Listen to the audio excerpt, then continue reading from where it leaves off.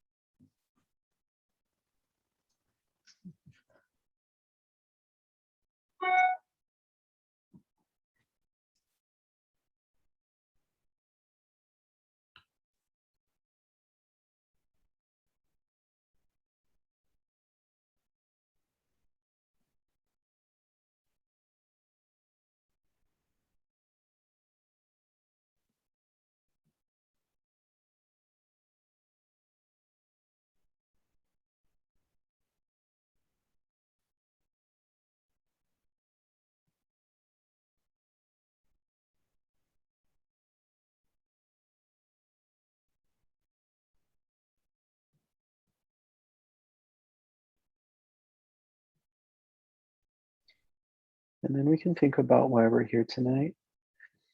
And we think that we're here to engage with these teachings that we have on logic and debate. And that the reason we want to do this is so that we can deepen our practice, deepen our clarity,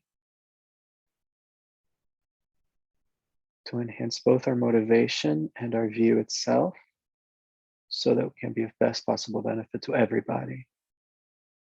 So that's why we do everything we do tonight, starting with opening our eyes if they're closed and checking in together. Let me see if I can make this a little less. Okay. All right. All right. So how's everybody doing? Doing okay? All right. So were you guys chatting today too beforehand? Were you practicing together? That's wonderful. That's wonderful. How did it go? Oh no, is that not a good question to ask? Oh, no, it's perfectly fine. It's just, once again, you know, we build a labyrinth and get stuck somewhere in a dead end. Yeah. All right. Would you like to talk about that? What was the dead end today? Well, let's see. We had several. So Shanae kindly came up with pairs, and so they were things like impermanent and partless, which we weren't quite sure what you do with something if it has no instances. And and of course, then you bring up different tenet schools, which, you know.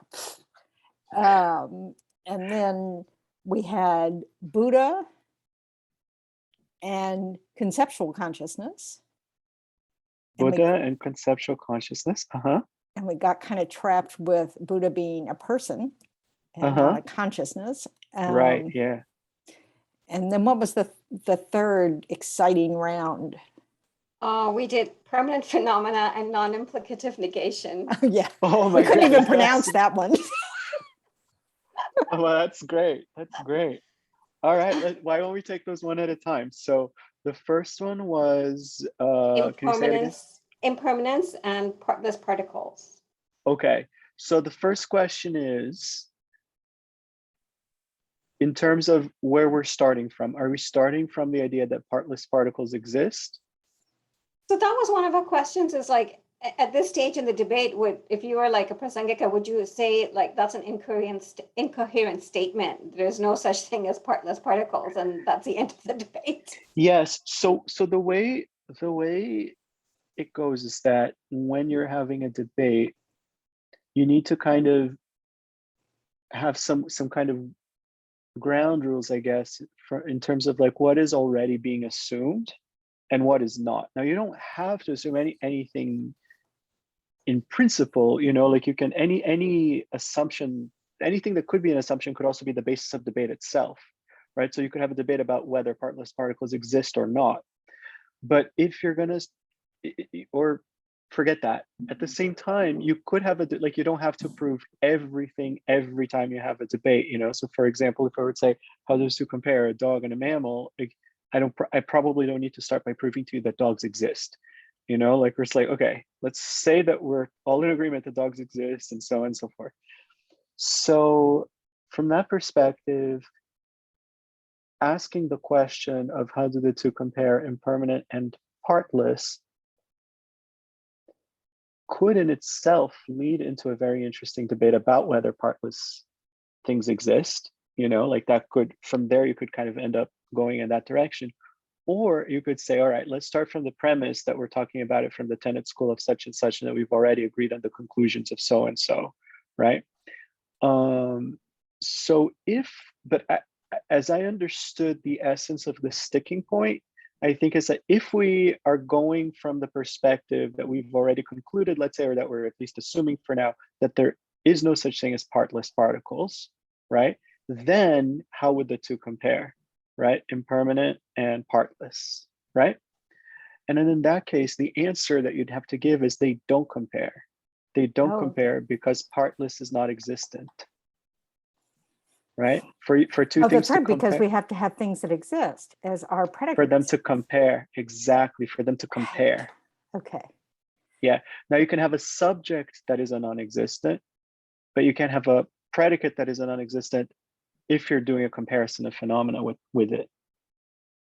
So what we did do is we tried to play it out with Sinead taking the position that oh, this might be with something else that I don't know, No, but I think somehow so. we were talking about the parts of space. I think we said let's assume we are Sautrantrika, because for them partless particles do exist. So from that perspective, if we were going with that school and we said, how do the two compare, impermanence and partless particles? And then, you know, thinking, can we think of something that is a partless particle and impermanent? Then from the Sautrantrika point of view, you know, we could say a water particle, like for them, elements are the elementary particles are Right. partless, but they are impermanent. Right. Exactly. So, yeah. So then the next question that I could ask would be, now, can you think of the other way around? Can you think, well, so I'm sorry, so that's not the other way around. So that was something that is both, right? Now, can you think of something that is impermanent, but is not a partless particle? Impermanent, but not partless. So then would we say a table, which is like an imputed? Yeah, no, yeah, a table is impermanent and it's not partless. There's parts, right? Now, what about the other way around? From this Sautrantika point of view, can you think of something that is partless but is not impermanent? Emptiness or Did you space? say, was the basis of debate, was it partless or was it partless particle? It started off as partless. But now it's partless particles. No, we have to stick to where we started. No, so if you're saying particles. just partless particles, okay, then can you think of something that is a partless particle but is not impermanent? And so we were saying we could have said emptiness. So to that, I mean, so again, like, because here we're just doing the comparison of phenomena, we haven't talked about how to debate the points yet, right? But if you posited that, I think in the debate, I would suggest to you that space doesn't count because space is not a particle. If you're saying partless particle. Oh, so your question was, it's a collection of. Can we think of something that's a partless particle that is permanent? That is not impermanent. No. Right. So what does that tell us right there? That between them there are? Yeah, three. I can see how many fingers you're holding up. Yes, 3. Yes. Between them there are 3 possibilities, right? So what we're saying is that there are things which are both, right? One example would be a water particle. We're saying that there are things which are impermanent but not partless. An example would be a table. We're saying that there is no such thing as something that is a partless particle but is not impermanent. It just doesn't exist. So And then I guess, I mean, I didn't get to this part, but I guess we'd say that there are probably some things which are neither, right? Can you think of something that is neither impermanent nor a partless particle?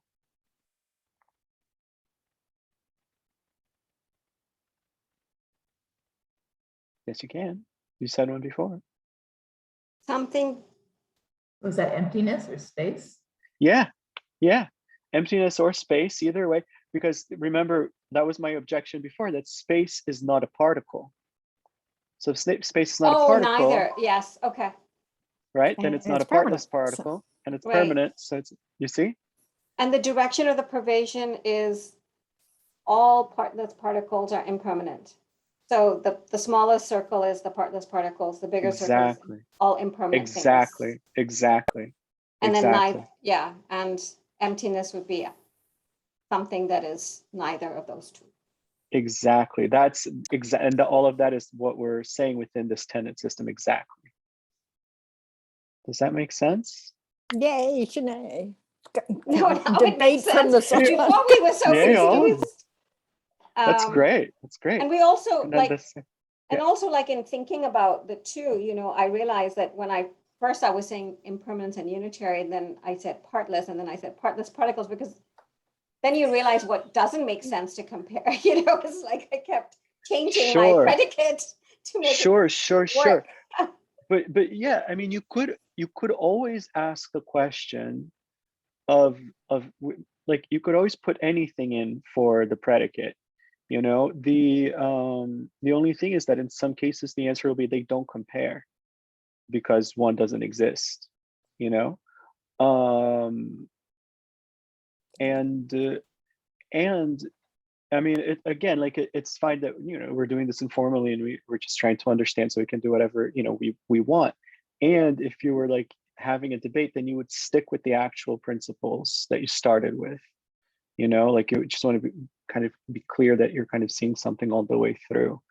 But, you know, again, unless it's like a very formal situation, like if at some point it becomes really clear to both of you that like you both get it, because all right, actually, you know what, let's stop this, let's start again with these different, you know, but you want to be very clear what you're doing is switch it up in the middle without really kind of acknowledging that you're making a choice. Yeah, Change the game in the middle. Yeah. Calvinville. And luckily my friends went along with me.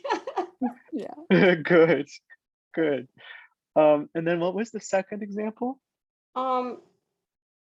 And like a Buddha mind or omniscient consciousness No, is one. no, wait a minute. You keep changing. Aha. No, I started with Buddha. Buddha and conceptual consciousness. And conceptual consciousness. Okay, let's do that. But even before we do that, let me pick something that I think will give the same flavor, but might be a little bit easier to think about. Let's say like a couch and sadness. Okay, a couch and sadness. All right. How do the two, a couch and sadness, compare? You're mutually exclusive. Yes, exactly. There is nothing that you could give me as an example of a subject that is a couch and is also sadness, right? It's apples and oranges, as we say in the West, right? So now let's do this again. So how do we compare Buddha and conceptual consciousness? So I took the Yeah. stand that a Buddha has conceptual consciousness. Yes, a And Buddha so has what- conceptual consciousness. And so what I was saying is, yes, I can think the subject Shakyamuni Buddha. Okay, so it Is follows. a Buddha. So it follows from what you're saying. Now here's what we're saying. It follows from what you're saying that the subject, Shakyamuni Buddha, is Buddha. Good. Is a Buddha. Now, yeah. Now it also follows from what you're saying that the subject, Shakyamuni Buddha, is conceptual consciousness. I want to say has. You can want whatever you want to want. Yes, I know. That's the thing though. But if what you're doing, like there, you're changing the verb, and that's a different statement altogether. Let me show you. Why does it have to be is as opposed to has? Like, is that debate format? Like I'm comparing phenomena, therefore it's is? That's basically it. Yes. Like it's that what we're doing is we're positing things that are examples of the predicate. Like we're positing subjects that are instances or examples of the predicate. You know, something having something, that's something else. Now, there is a way to do what you're saying, which would be this. How do the two compare? Buddha and has conceptual consciousness. Oh, so it has to be in the example, it has to be in the predicate. Exactly. Like if for the verb to be anything other than is, it would have to be in the predicate. There are actually, I mean, this is getting ahead of where we're at, but just for the sake of not telling you a lie, there are actually two types of statement that you can make. There are ones that you can make where the verb is or is not. Is or is not, we're counting as one thing. There, you can also make statements of exist or does not exist. The reason for that is that those aren't quite reducible to one another, but as long as you have both of those in the system, then any other verb you want to use, you can fit in by mentioning it. I mean, what I'm saying is like we're getting a little bit ahead of where we've read up to, but so like you could say, you know, give me an example of a place where smoke exists. Like, you know, there the verb is exists, right? That's fine. But give me an example of something that is smoke. That's fine, you know. But just if you want the verb to be something else, then it has to be part of the predicate. Does that make sense? Because otherwise, like, let's put it this way, because otherwise we run into that exact complication, that exact like dead end of, you know, like in one moment we can give an example of something that is a conceptual consciousness, and then in the next moment we're suddenly talking about something that has a conceptual consciousness, you know, and those aren't the same things. Yeah, and that's what Venerable was saying. She was saying Buddha is, right? Buddha is, and I was like saying no, person, has. yeah. Yeah.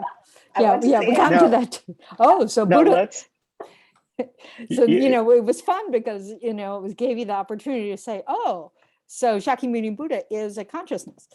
right, exactly. Or here's another one. How do the two compare? House and couch.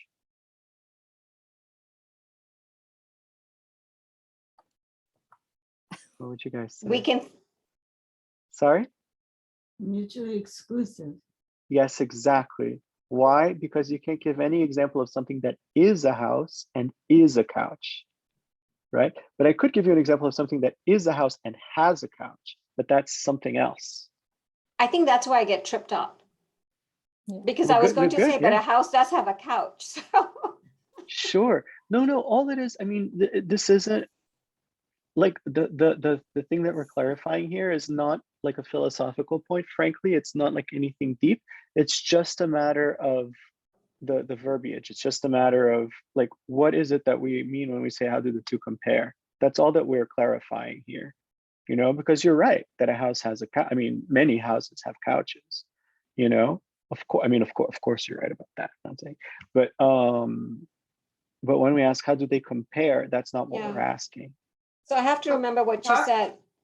Oh, go ahead, Sandy. Why would it be wrong to say would? The answer is, you know, that you can compare house and couch, and the quality of both is wood. Somehow, That's great. So let's think about this. So remember, what we're doing when we're comparing is we're taking the things as predicates. So we're saying blank is. So if I say, how do the two compare? House and couch, right? Then what I'm asking is, how, like, you know, what are the possibilities in terms of filling in the blank? Blank is a house, blank is a couch. So if you give wood as an example, what you'd be claiming is that wood is a house. And you'd be That's claiming that really wood is a couch. right. Exactly. Yeah. Right. Okay, thank you.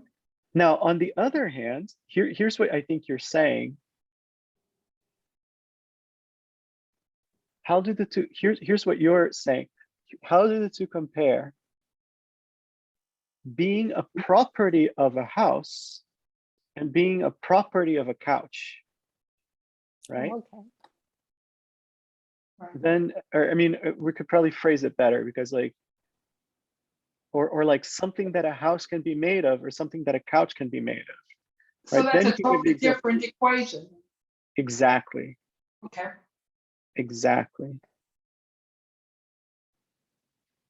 So can you go back to the Buddha and conceptual consciousness and do the whole bit?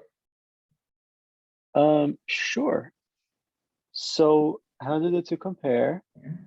The subject, or no, I'm sorry, how do the two compare? Buddha and conceptual consciousness, right? I guess I'll just say the answer is they are mutually exclusive, because whatever is a Buddha is necessarily not a conceptual consciousness. Why do I say that? Because whatever is a Buddha is necessarily not a consciousness. Why? Because whatever is a Buddha is a person. A person is not a consciousness, right? So if a person is not a consciousness, then a person is not a conceptual consciousness. So a Buddha is not a conceptual consciousness. And likewise, whatever is a conceptual consciousness is necessarily not a Buddha. Right? Same reason again, right? Because whatever is a conceptual consciousness is a consciousness. Whatever is a consciousness is not a person. It's not a person, it's not a Buddha. Now, ready for a more interesting question? I mean, Before you go. yes. I think that, Venerable, was it you who said that instead of Buddha, we could say enlightened consciousness? So then we would be comparing enlightened consciousness and conceptual consciousness. Fantastic. See, when I said ready for a more interesting question, it was actually going to be exactly what I was going to say, except I was going to do it the other, like I was going to, instead of like fixing it by doing this, I was going to fix it by doing that. I was going to say, how do the two compare? Buddha and having a conceptual consciousness. It's the same, it comes to the same point. It's the same point, right? It's just like, in other words, you have to adjust one or the other to get at the question that you're asking, right? Let's do them both. Let's do them both. Let's start with mine, if we may, because I think it's just maybe a slightly bit simpler to think about. So how do the two compare? Buddha and having conceptual consciousness. So now, can you think of something that is both? Something that is both would mean that it is a Buddha and it has conceptual consciousness, right? Because it is a Buddha and it is having conceptual consciousness. So when we did that, I said Shakyamuni Buddha. Good. So what I mean, good effort. So I said because- yes. The subject Shakyamuni Buddha is a Buddha and has a conceptual consciousness. All right. So And then we you're got right into a debate. Yes, you're right that the subject Shakyamuni Buddha is a Buddha. But as I understand it, you're not right, because the subject Shakyamuni Buddha does not have a conceptual consciousness. So that was a debate, because I was saying a Buddha speaks and teaches, and a Buddha has an omniscient mind, and so knows my mind, which has a conceptual consciousness. Yes, beautiful. then- Yes, By inference, a Buddha does have conceptual consciousness. that's good. That's good. Jenna. It's always what. Oh, please. Has direct perception of a conceptual consciousness in your mind, but not a Yes. conceptual consciousness of your conceptual consciousness. That's exactly right. It's exactly right. So a Buddha, it's kind of like you can see a television set without having to be a television set. A Buddha can see your conceptual consciousness without having to have a conceptual consciousness. But by seeing this conceptual consciousness, it has to appear to him in his mind that I mean, you're right, and I mean, now we're getting into the doctrine itself, which I feel like we can't do full justice to in the time we have, unfortunately. But it appears non-conceptually. You know, lots of things can appear non-conceptually to us, right? Like we can, like everything that appears to our senses is appearing non-conceptually to us, right? And in the same way, it's almost like the Buddha, for lack of a better turn of phrase right now, it's almost like the Buddha is seeing your thoughts, not thinking about your thoughts, but seeing your thoughts. Or experiencing them directly. You know, Exactly. it's because the mind pervades everything. So there's Yes. no need to think about it. It's already there Exactly. experiencing what you're That's experiencing. perfectly said, actually. It's perfectly said. Yes, there's no need to think about it. It's known automatically. Like or to kind of just give like another example. Like right now, presumably, if you can imagine a stop sign, but the only way that you can experience a stop sign right now, I'm guessing from where you're sitting, is by imagining it conceptually. But if you're standing in front of a stop sign, there's no need to imagine it conceptually. You're just seeing it directly, right? It's surprising because for us, or I mean, I don't know for all of us, but for me, it's not just as an ordinary being, but as somebody who doesn't have clairvoyance. The only way that just like right now, I can only experience a stop sign conceptually. The only way I can ever experience anybody else's concepts is conceptually. The only way that I can experience what's going on in your mind is conceptually for me. But if you have clairvoyance, you can already start to experience other people's experiences directly. And you can have clairvoyance even as an ordinary being. So this will Let help alone. us when we have that ability. Sorry, I'm sorry. So if we develop, come abiding and, and we develop the condition for being able to have clairvoyance, then we'll have some clue Yes. what this direct experience of yes. a conceptual consciousness is. Yes, exactly. Exactly. Beyond at this point. Exactly. Yeah. But isn't seeing a stop sign also a conceptual consciousness? I mean, the sight is not, but the fact that you have to interpret it and figure out what this object is. That's a great question. It depends on whether you're a galug or whether you follow one of the other traditions. The other traditions would say exactly what you're saying, that the only thing that's non-conceptual are the immediate, it's like almost like the particles of direct experience themselves. And anything that is put together out of those particles is conceptual. It's can only be known conceptually, or can only be known conceptually, I think. Only conceptual, certainly not sense with the senses, that's for sure. In Gelug, we refute that and we show why that's wrong, but we'll do that another time. Please don't forget that. Put that on your to-do list. It's it has to do with empty, like it's that if you say that, well, that can be a really helpful thing to say, because it can really break down our kind of latching onto things as inherently existing, right? At the same time, that's simultaneously a little nihilistic from our point of view, a little nihilistic of common sense objects, as we call them. But also it's eternalistic. It's like reifying those particles themselves. Because from our perspective, those are no more inherently real than anything else, So it doesn't, it's almost a little arbitrary to say, okay, no, those are this, but that is not. Like, from our perspective, you can say that you can see a stop sign directly, because if you ask for an example of something that you can see directly, you can say a stop sign, and that's true. I didn't say very much very well, but something like that.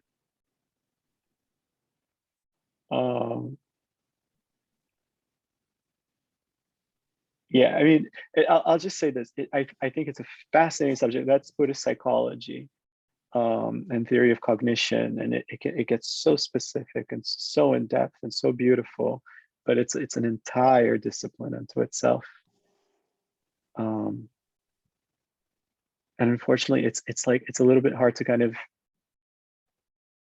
It would be like if somebody, like if we haven't studied the theory of evolution yet, and somebody says, but how do you know, that the human eye evolved out of like the eye of, like, it's like, well, it's hard to kind of just explain that on its own, you know, like there's a whole lot that we need to kind of understand to get to that. But I don't mean that to be discouraging, but encouraging.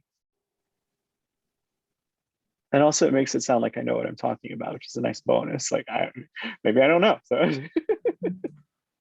but Sneh, were you gonna? I actually had the same question Sheila did, which was like, it doesn't seem for me, for me as with a mistaken mind that I can actually, even with sensory perception, like it's all mistaken, like it's mistaken with my, or no, I guess this is not mistaken, that there is no true non-conceptual perception. Because immediately the mind jumps in to label everything. Right, And that- right. Yeah. And that moment where it could be non-conceptual, I'm not aware of. That's true. That's true.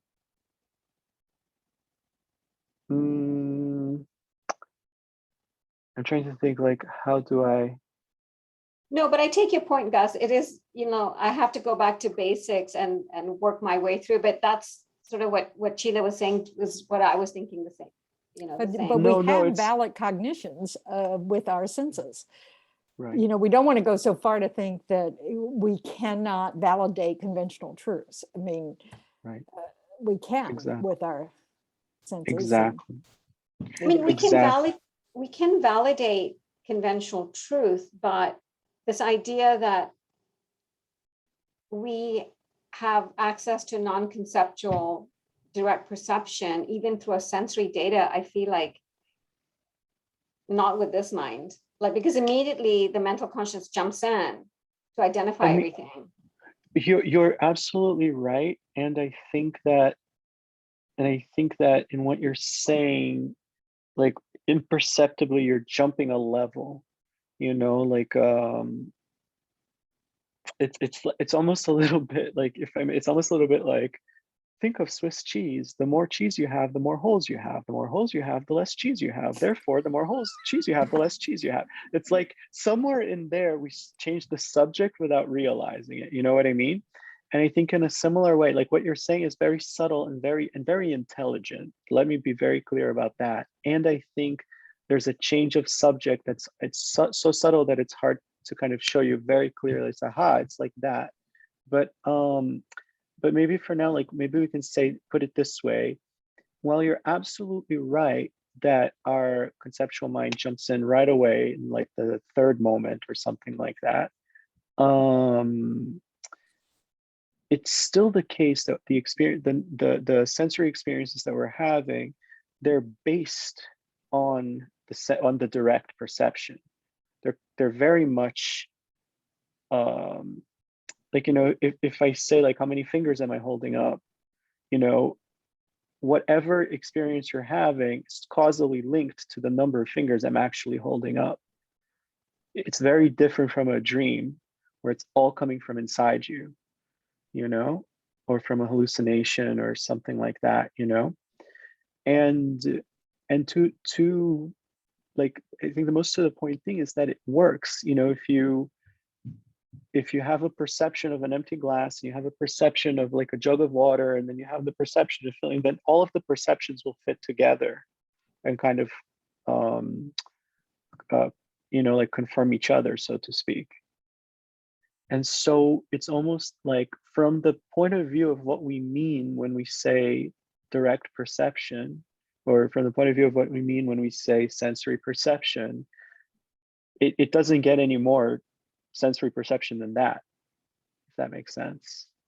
Yeah, so I don't know if this is a definition thing, because for example, eye perception, just shape and color. Or not, just shape and color, right? That's all my eyes can do. But whatever is hitting the rods and cones, I say, oh, 7 fingers, right? Gus held up 7 fingers, like finger concept, 7, even number, like everything is like conceptually labeled on the shape and color. And if your dog Snoopy was there and you pointed your hands, like he wouldn't know. right? So that's why and maybe it's like you said, I have to go back and look at what the definitions really are of these things. I think the question you're asking is actually a question about emptiness and dependent arising. It's a question about how does what we're experiencing relate to the imputations and the different levels of concept that are involved in it, And so from the Prasangika perspective, what we would say is that while it is absolutely the case that fingers are established independence on labeling and 7 is established independence of labeling and so on, the fact still remains that they are established and therefore they are there, And while it is also the case that seeing fingers is established only independence on conceptual labeling, and seeing 7 is also, they're still established. And so it still is there. It still is going on. So maybe I need to backtrack and just, again, look at, what does conceptual consciousness really mean in terms of sensory data?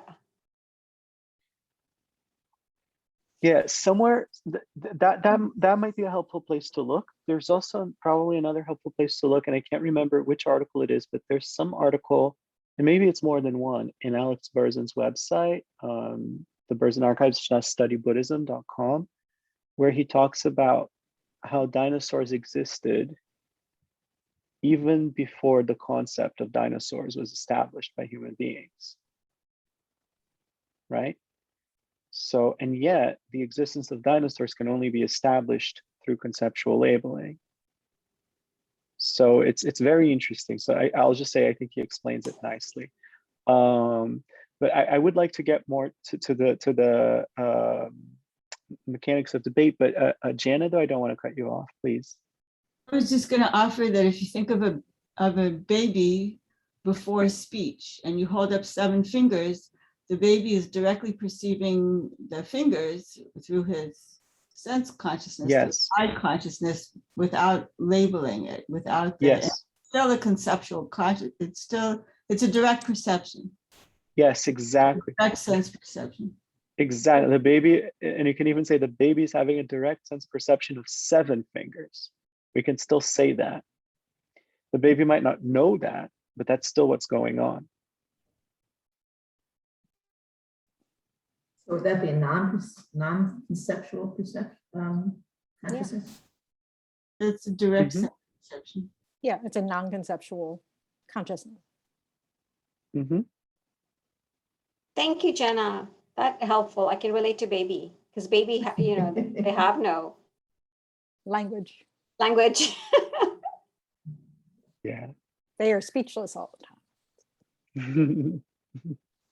That's a sweet way of putting it. But it's fun to think about the fact that we don't want to take the imputations that we have so far as to think there were no dinosaurs. Right. There's no dinosaurs until we come up with the word dinosaur, but Right. it's not that there wasn't a thing that existed that we later Exactly. labeled dinosaur. Exactly. Because if it were that simple, then all we would have to do is to just forget our concept of suffering. Right? Yeah. It's like, just don't call it suffering and you'll be okay. Yeah. It's not that simple, right? It's not like that.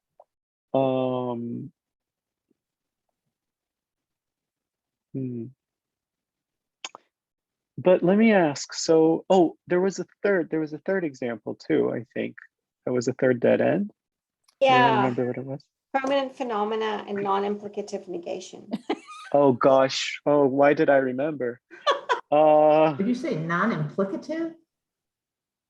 He's very good at these big words. So permanent phenomena and non-implicative negation. So let's start with this. Is everybody What is clear that? on what a non-implicative negation is? Okay. Yeah. Sneh, would you like to explain? So what I said is a non-implicative negation is an absence or a negation which does not imply anything else. It's the pure negation. Nice. Yes. Could you give an example of just that, of a non-implicative negation? So the example which we always use is as the emptiness or the lack of inherent existence. Yes. Yes. That's right. Can you think of any other examples? Of a non-implicative negation, Yes. Gus does not drink tea. Yes, I think so. Yes, I think that's good. I think I always got a little confused around the edges of this question. Yes, but I think And because Gus does not drink tea only tells you there's a lack or absence of tea for Gus. It doesn't say Right. Gus likes Diet Pepsi or Gus likes gin and tonics, or Gus, do you like gin Right. and tonics? I don't know. Who, me? Me? No, I don't think so. Okay. Yeah, but it uh, doesn't say anything about what your favorite beverage is. It just Right. says Or that you drink anything at all. Right. Now, what would be an implicative negation? Gus is not a woman.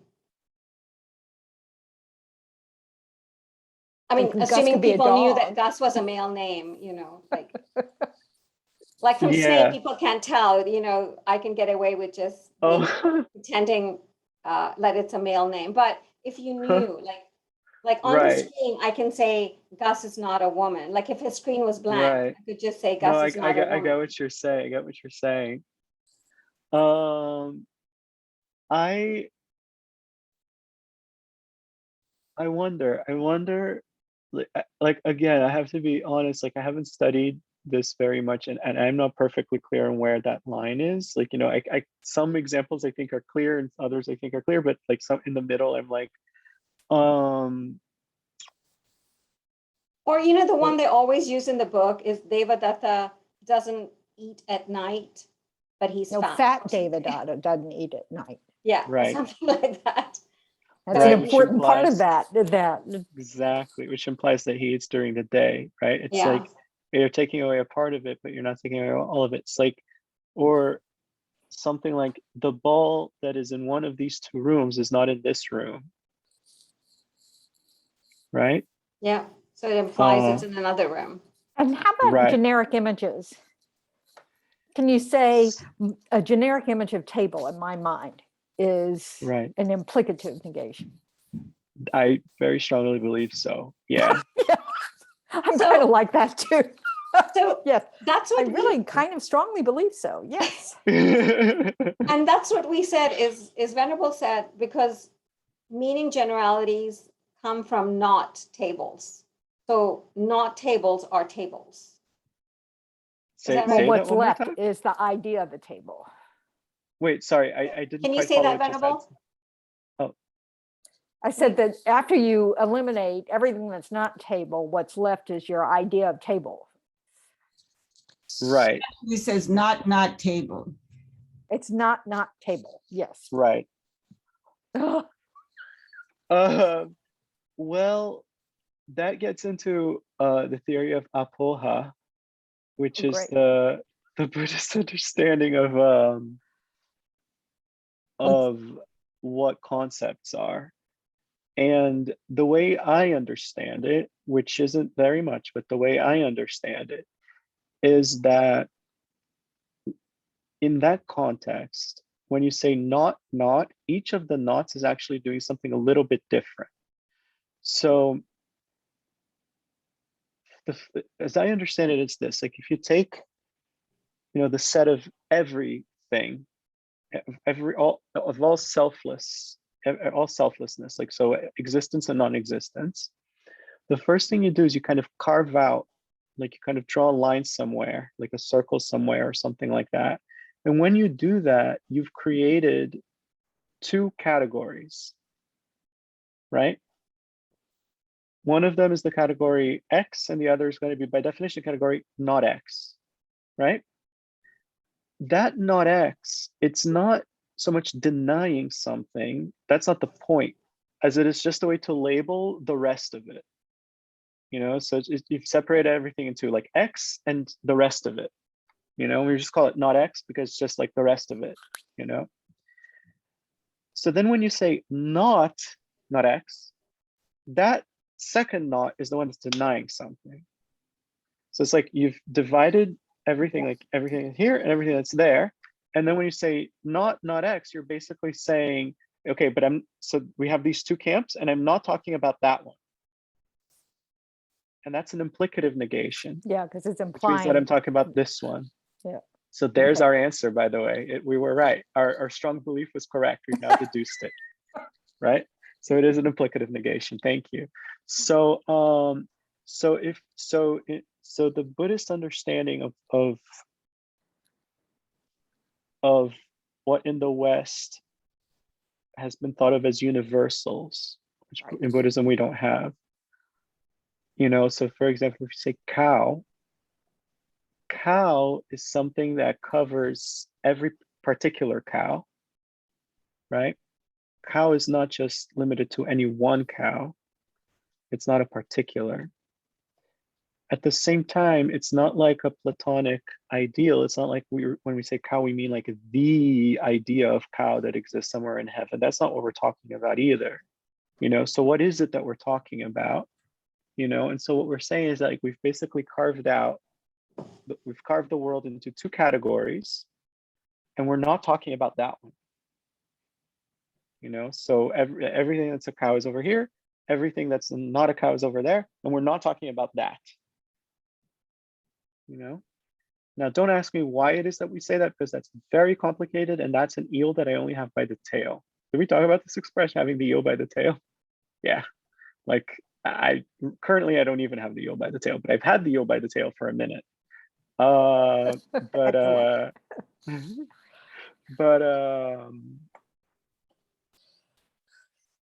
yes. So all right. So then to come back, the question was permanent and non-implicative negation. So let's go through it.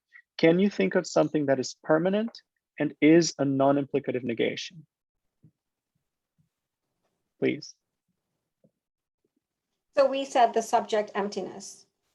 Emptiness, that's good. Is- Emptiness is permanent, and emptiness is a non-implicative negation. If we say something is empty of inherent existence, we're not thereby assuming anything else. Okay. Now, can you think of something that is permanent, but is not a non-implicative negation? Can I say something like the emptiness of a cup?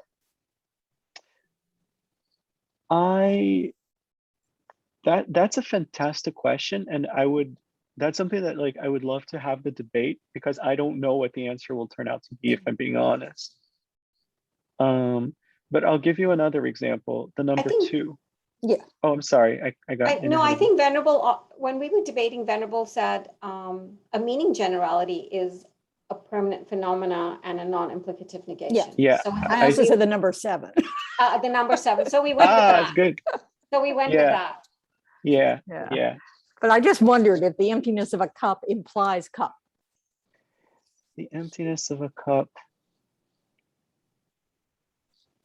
That I forget. I don't know. Yeah, to I don't know remember. either. So Yeah. just scratch that. Yeah. But I think like the number 2 or the meaning generality cow, you know, those are the meaning generality cow. Somewhere in there is an implicative negation. Probably the same is true for the number 2, but in any case, those are definitely not non-implicative negations, and they definitely are permanent, right? Now, can you think of something that is a non-implicative negation, but is not permanent? I mean, good luck. I mean, how many things that are non-implicative negations can you think of? So, I mean, right? But I don't think so. I don't think you could ever come up with one, right? So it means that there's 3 possibilities. Now, can you think of something that is neither a non-implicative negation nor permanent? Like what? Rock, pineapple, and table. Yes. Beautiful. Yes. So then what is the answer? How do the 2 compare? 3 possibilities. I mean, is that would you? Yeah. Because we start there in the script. But we need to do those steps beforehand of, Right. can we think of something that's both to come to that? So it's like we skip that Exactly. part because they're giving us examples where they tell us what it is in Exactly. the book. Exactly. Okay. Exactly. Yeah. So what we were just doing together right now was we were reckoning in our heads, what is the answer? Like what we just did is basically what you would do in your own mind when somebody asks you how do the two compare before you say something. Right. But of course, it took us a few minutes to do it right now because we're learning and we're doing it as a group, but you get faster and faster at it the more you go, and also you can be wrong, and that's okay. Does that all make sense? That was very helpful to go through them with you guys. Good. Oh, I'm glad. Yeah. I'm glad. We needed help. Oh, goodness. Yeah. Oh, I thought of some fun ones over the week, but I didn't write them down, and now I'm not going to be able to think of them. But it doesn't matter. It's okay. Oh, so I wanted to Yeah. also ask Gus, like when I was choosing like Buddha and conceptual consciousness, and then as we were discussing it, is the Buddha a predicate? Like, can I use the Buddha as a predicate? You can Because use the Buddha is a anything at all. subject. You can use You anything. can use anything at all as a predicate. You can use anything at all as a subject. They just have to exist. Well, as a subject, they don't even have to can use exist. you can use them even if they don't exist. It's just a matter of if you use something that doesn't exist as a predicate and you ask how does it compare with something else, the answer is that it doesn't. Right. Okay. But you've done nothing wrong. You know what I mean? Like it's not like the question makes no sense. It's like that's a And fair they're question. not going to give you, they might Yeah, hit the you with answer- their mala. Is that? No, and listen, and if the person says it doesn't, like, and if you think that it does, if you think it exists, then you could there is a debate in there. Yeah. So yeah, so you can use anything at all. Now, one thing that might happen sometimes is that you might realize as you go that the question you asked is not actually the question that you meant. Mhm. And so sometimes, like, don't let that confuse you. That's okay to realize, and then depending on what you want to do, like you either keep going from there, or you can say, you know what, actually, can we take a break? Like I realized what I actually meant to ask was this, can we do that? And it's just a matter of what the person is, game for. Yeah.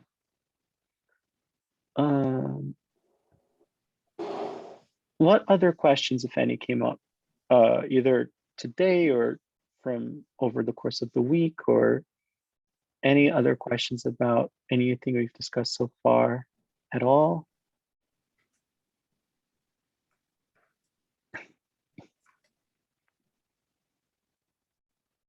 Oh, I'm sorry, I kept thinking somebody was about to say something, maybe not. Gus? Oh, yes. It seems that, over the course of these past 5 weeks, that so much of my attention has been kind of like, and I mentioned this to Snay and Venerable also, this is what we were talking about before, that so much, my attention was, there's the debate on this side, and then there are the Buddhist concepts on this side, and they are mutually exclusive, actually. Because you can have debates here and you can have sorry. And so I was wondering, Venerable talked about maybe a list of Buddhist concepts would be helpful, in if we have future sessions and stuff like this. Oh, great. I mean, what have been your thoughts about that? Have you encountered that, or did you start learning debate? Yeah. If you need I'm to, sorry. That's my. It's okay. If you need to take care of anything, that's okay. Okay. So I won't answer the question until Sunny comes back. Anything else in the meantime? So let's see. let me ask you this. How do the two compare?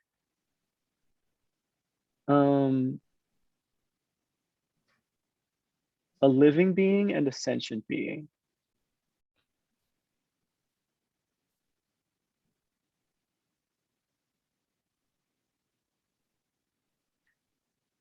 Three possibilities. I'm sorry? Three possibilities. All right, so let's think about that. So can you think of something that is both a living being and a sentient being? Yes, a dog. All right, so you're saying that a dog is a living being, right? And you're saying that a dog is a sentient being. Beautiful. All right. Now, which way does the pervasion go? Which way does the pervasion go? There is everything that mean- is a sentient being is a living being, but not everything that is a living being is a sentient being. All right, very good. So give an example of something that is a living being, but is not a sentient being. A plant is a living being, but not a sentient being. All right, so you've already, so I was going to say, so it follows that a plant is a living being. You're saying yes. It follows that a plant is not a sentient being, right? All right. Now, give an example of something that is neither a living being nor a sentient being. A rock. All right, very nice. So you're saying that a rock is not a living being, right? Right, And you're saying that a rock is not a sentient being. right. Very nice. Very nice. There you go. Great. But can I just say, as someone who believes that plants have consciousness, like, Yes, yes. why do You we know, assume? I know in Buddhist theory we say plants don't have consciousness, but what? But that's just a statement. Like, what proof do we have that plants don't have right. consciousness? So so you'll note that I didn't challenge any of the points that Jana made because we haven't learned how to challenge them yet. Oh, okay. That starts in the next chapter. The next chapter gets into syllogisms and consequences, and that's where you get the tools that you need to start putting this stuff together to make an actual debate. Like, we couldn't have an actual debate based on what we've learned so far. You know, this is like a key ingredient. It's a key component. It's like we have the flour, but it's still not enough to make a cake. You know, but the debate would go from there. You know. And then I'd say something like, you know, well, so from a shade, it follows that the subject of Venus flytrap is not a sentient being because of being a plant. You asserted the pervasion. I'd say something like that. And then we'd see where things would go. Also, you know, just in terms of rules of debate, do you already agree that you're only debating Buddhist philosophical schools and not like a Jain school or something which believes that plants are conscious? Oh, It's no, like- you don't have to agree to that at all. Okay. I mean, the point really is to debate based on what the two people where they're already starting from. You know, or even more to the point still, like, it's to debate based on where the defender is actually starting from. You know, so if the defender assumes that a plant is not a sentient being and you don't have any reason to think otherwise, then you're probably not going to debate that point. You know, you could if you want to check, you know, like, you could, but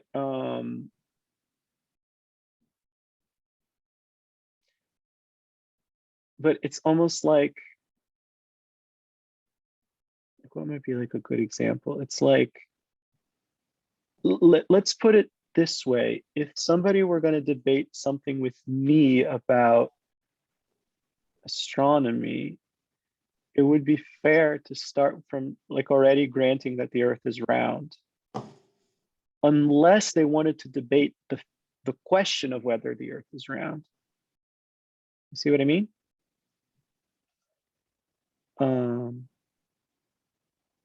Yes, Jana? Would you be willing to share with us a taste of how you would challenge whether the plant is sentient or not? Sure. So let me think, like, what would be like the most helpful way to go about that. I'm just thinking, the only reason I'm thinking is because the only way that I can think to go about that would be to pull some more stuff from you that kind of assumes that you know, like how to do the debate, how, you know the debate format, and that like, that for it to be useful to all of us, like everybody would have to know. But basically, if I were going to challenge that, I would do one of two things. Either if I would eat, like, and let's say that either I believe that plants are sentient, or else that I'm playing devil's advocate to really kind of try. Either I would give you some complication that arises from saying that plants are not sentient. So I would say something like, I wouldn't phrase it this way, I would phrase it more specifically, but something like, like, how can you say that plants are not sentient? Don't you know that Venus flytraps like are responding to stimuli, and that they're snapping up flies, and that they're this and that they're that, or I would get more from you in terms of asking you, like, why do you say, what is it about plants that make you say that they're not sentient? And then I would take whatever it is you're saying and show you any flaw in your reasoning from there. And then I could give you a proof, if I had one, of why I think that plants are sentient. Does that give you enough of a taste, right? So what do you do if you're talking about something like that we don't have some answer somewhere? Mm, I mean, we can't, we don't have some answer out there about what consciousness is. So, or what mind is. So, at what point do you just kind of go, well, that's as far as we can go with this? Yeah, I think the point at which you do that is when you've reached as far as you can go with it. You can't come You think know? of anything else to bring up. Yeah, and then I think in the monasteries, what they would do is they would go and ask the teacher and see what if the teacher had some further input that they hadn't thought of. Yeah. But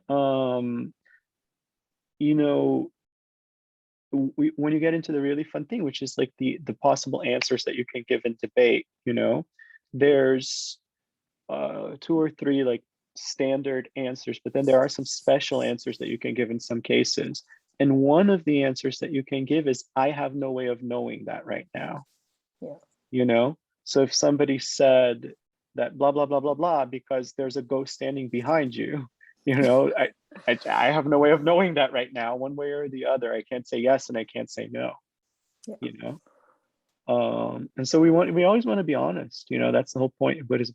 But what I find is that it's astonishing how far we can get, with just reasoning, like just perception and reasoning. It's a lot farther than I would have ever guessed before I started learning this.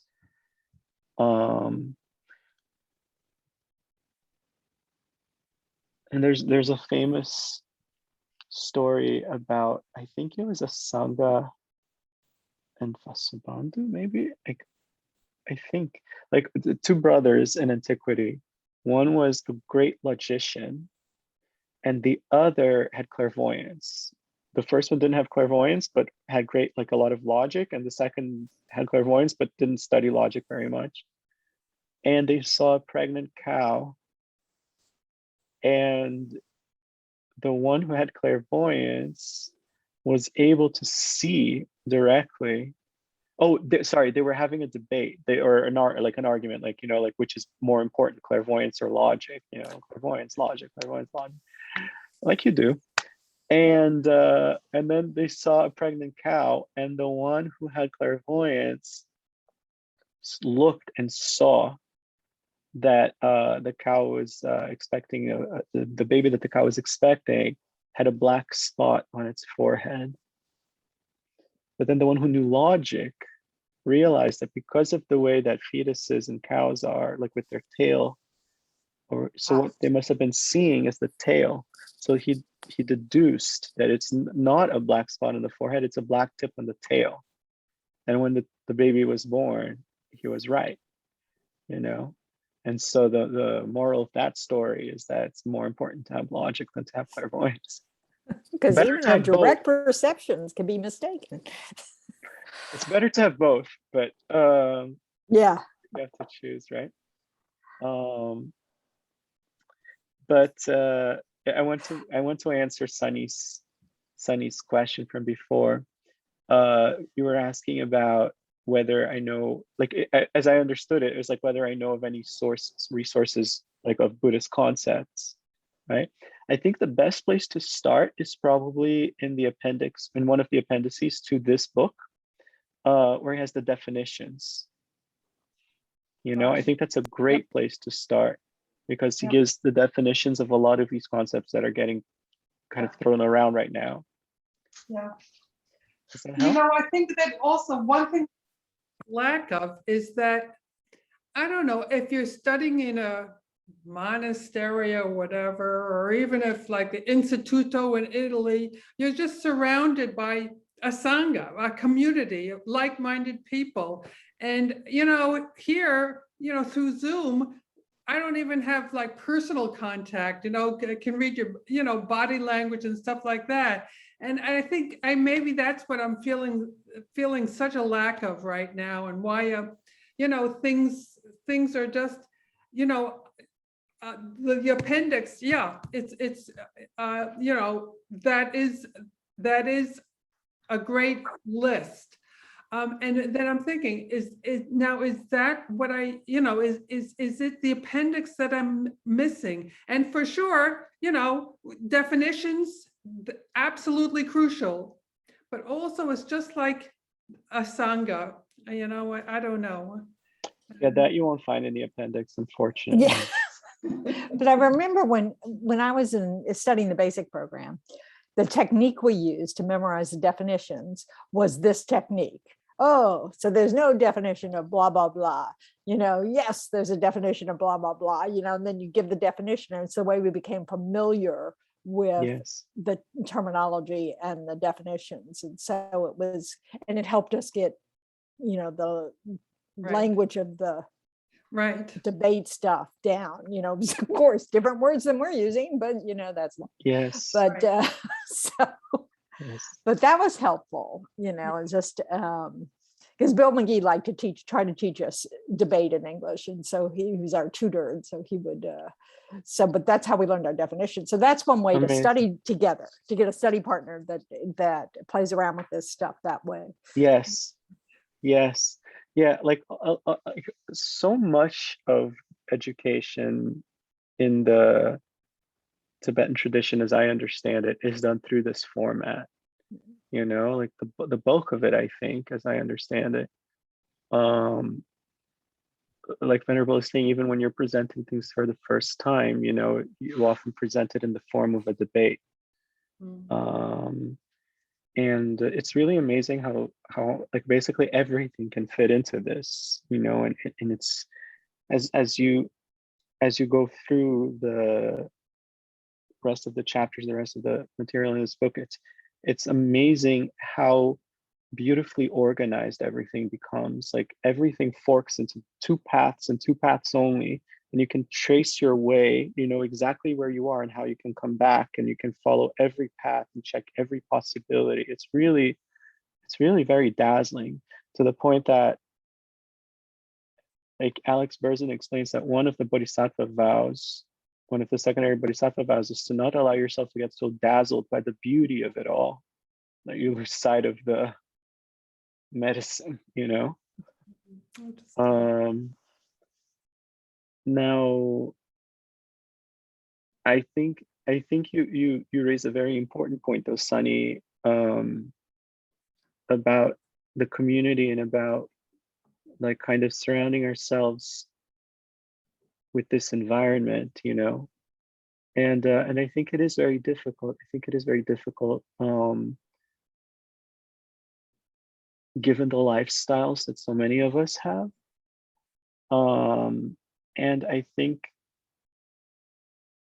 I don't have like an answer, but I think continuing to do things like, first of all, what we're doing. Second of all, what you guys have been doing, which is to get together to study this, whether as a group or whether people want to pair up, you know, and play around with this stuff. and to just continue going to events, to go on retreat as much as you can. And who knows, maybe one day going to study at Instituto Lama Tsongkhapa, or, whatever life and opportunity allows. But we try. And also, praying in the next life to be surrounded by this all the time, And you know their language. I always try to remember, sorry? to be able to understand the language.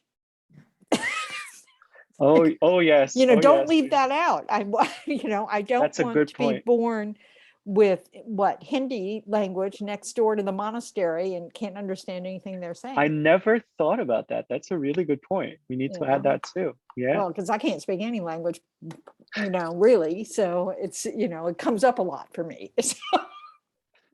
No, that's a very good point. That's a very good point. But That's I a very do good point. think With all the something too, conditions perfect. that the Zoom is, and like our joint classes or whatever, I think is allowing people to make connections with others.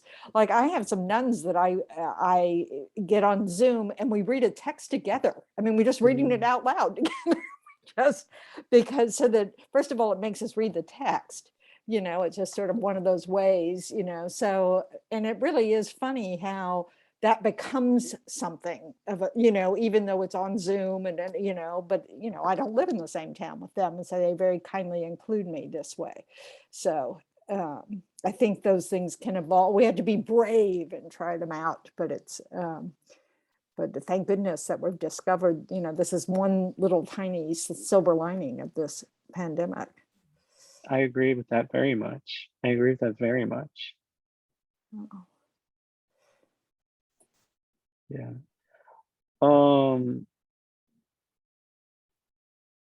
We have 15 minutes left and this is our last meeting. So any questions? This is it. This is your last chance. Snake? We were talking about part 2 for next year, Gus. Aha, that's what I wanted to hear. And also part 2, and also, we got that email from that Sarah May Monk where he said they're trying to create some educational debate videos, and would we mind helping him by being part of the survey or something. So I was wondering, would you guys all be okay if I wrote back to him? And if you tell me you would like to be included, I can just put your emails and he can contact you guys directly to watch the videos and give whatever feedback he needs in his project. Absolutely. Is that okay? Can I include you, Gus, also and say, absolutely. Are and you just kidding? say you've been leading us, and he should probably just contact you first, because you could probably Say give him whatever good you want. input. Yeah, good input into like what they're trying to do right now. Create English debate videos. Whatever you'd like to do, I'm happy. Okay. I'm happy. Okay. So I will do that. And then part 2, Gus, like what should we do to prepare for, like, would you kindly like guide us through part 2? Well, and let me how we see. and Are you how we kidding? can That would be so much fun. Yeah, and how we can prepare for it, like what should we read, what kind of things we should practice. And like to Sunny's point, at least for those of us in New York, I have a rooftop, we can practice definitions together, Amazing.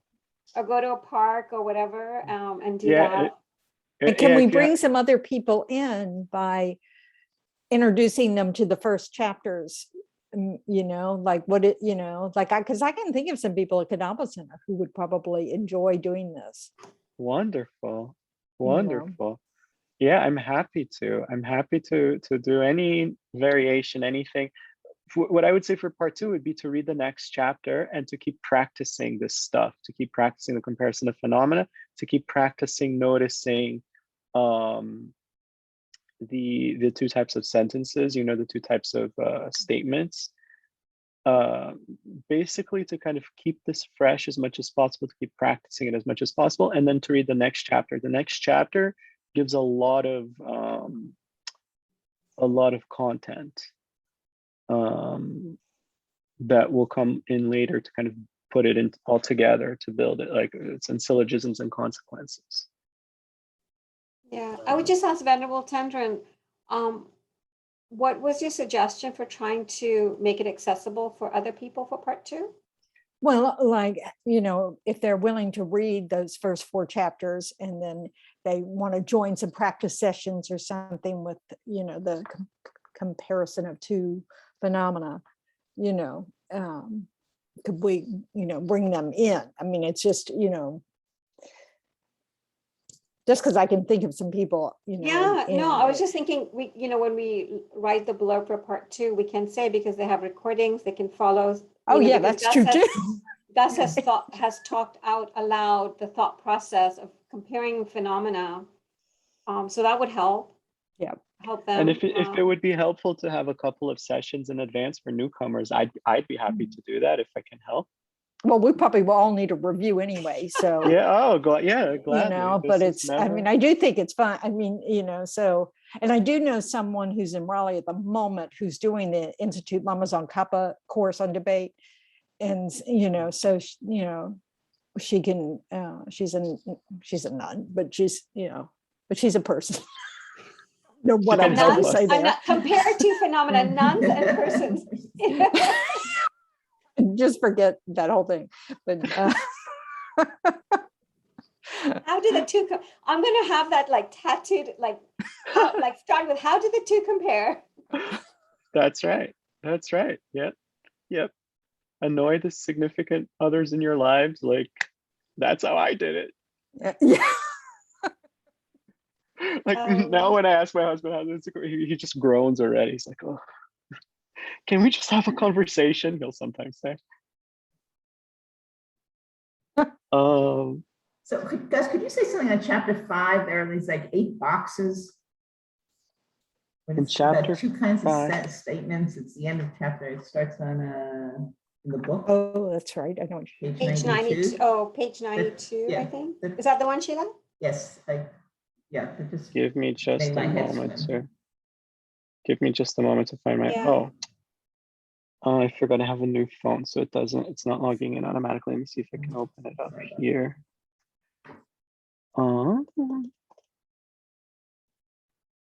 Give me Starts toward just the end of the sorry guys, chapter. just one moment. Yeah. I'm just opening my Kindle app. Uh-huh. Sorry, that's what's happening. Your call is very important to us. Please stay on the line and your call will be answered in the order in which it was received. So you're talking about the Uh, table? Yeah, that table. Yeah, Okay. that just, I don't know, made my head swim. Sure, hold on one moment. Not that the whole rest of it didn't, but So while Gus is doing that, can I just ask all of you, like, we will ask Gus later what works for his schedule, but for the rest of you, is this a good time or some other time is a good time? I think for Gus, weekends are better, right, Gus? I think that's what he For was at. me, yeah. Oh, are you kidding me? Sorry. I found it and then the app just decided to unfind it for me. For me, yes, right now, weekends are the most likely bet. Yes. Yeah, same with me. I mean, it's just that there's so many different things that. So weekend evenings seem to be the safest bet, right? Okay, so we'll check with Gus and then figure it out. Sorry, I'm just refining it again. Okay, I think I got it. It's where it says first phenomenon affirmative, second phenomenon Yes, affirmative, yes. like that part. yeah, that chart. I yeah. see. I see. And your question is like one, how on earth to make heads or tails of it, or is it more Yes. specific? No. Okay. It's pretty general. Okay.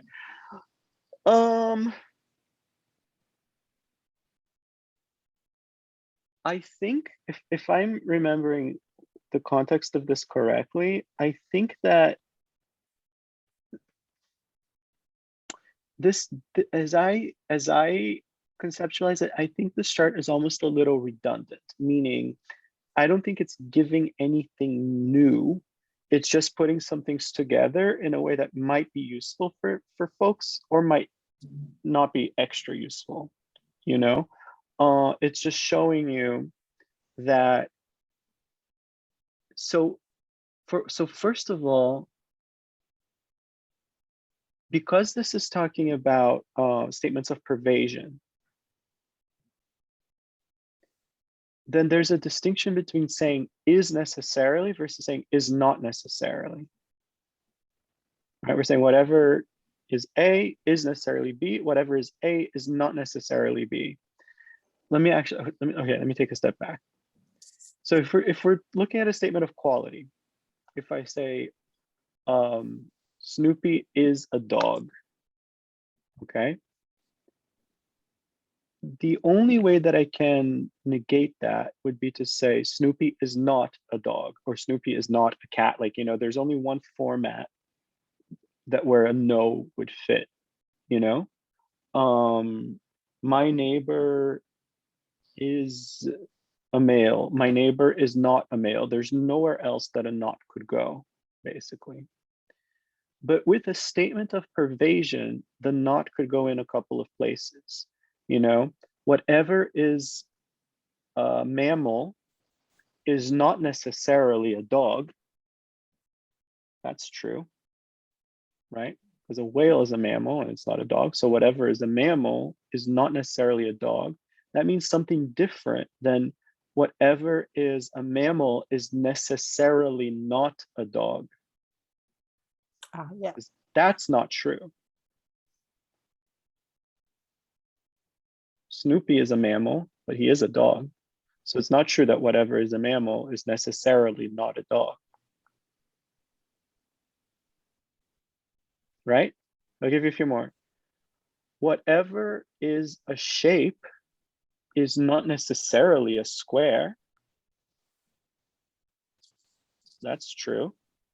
But whatever is a shape is necessarily not a square. That's false.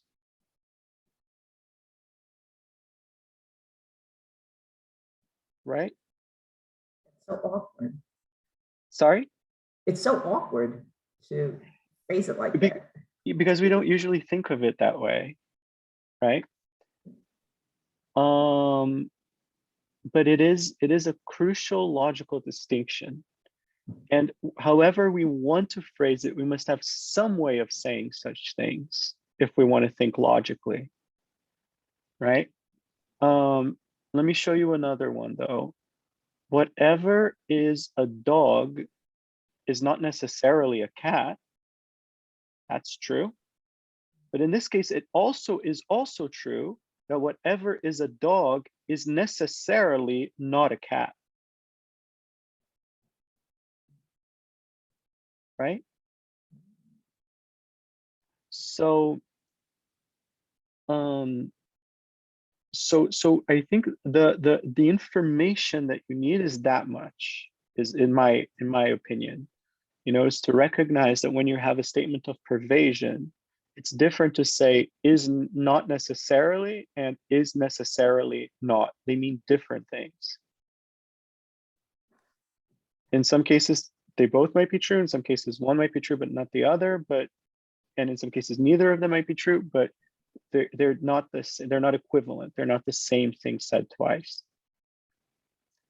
And then what I think this table is doing is it's just saying, okay, now within that, here are all the different permutations that you can have. Whatever is not a person is necessarily not a nun, to answer Snape's question from before, right?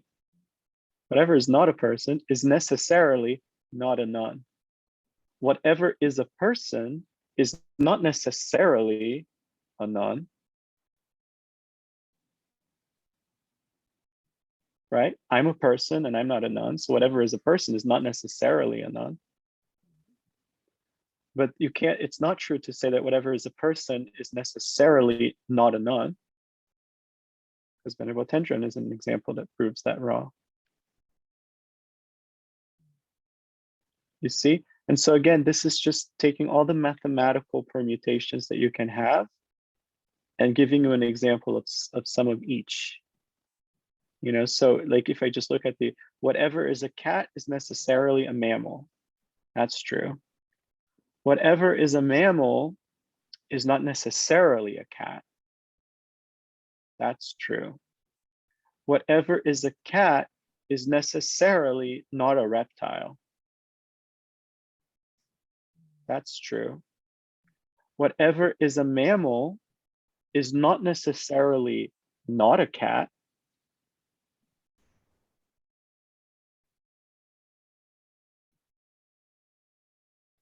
Right? Whatever is a mammal is not necessarily not a cat. Like, for example, I don't know, Garfield, for a real cat named Garfield, right? And then continuing on, whatever is not a cat is necessarily selfless. That's a funny one because that's not our common way of thinking, but that's because anything whatsoever is selfless, whether it exists, whether it doesn't exist, whether it's a cat, whether it's not a cat. So it's true that whatever is not a cat is necessarily selfless because anything you say is necessarily selfless, right? But whatever is not a cat is not necessarily a mammal. A table is not a cat, it's not a mammal, right? And then continuing from there, whatever is not a mammal is necessarily not a cat.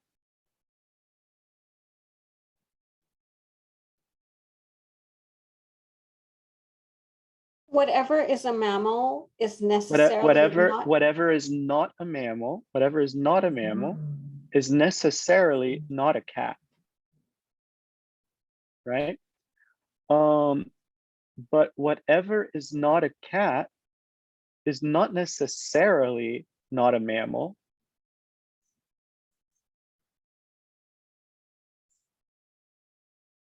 For example, Snoopy. He's not a cat, but he is a mammal. Or me, I'm not a cat, but I am a mammal, right? So it's not true. So whatever is not a cat is not necessarily not a mammal.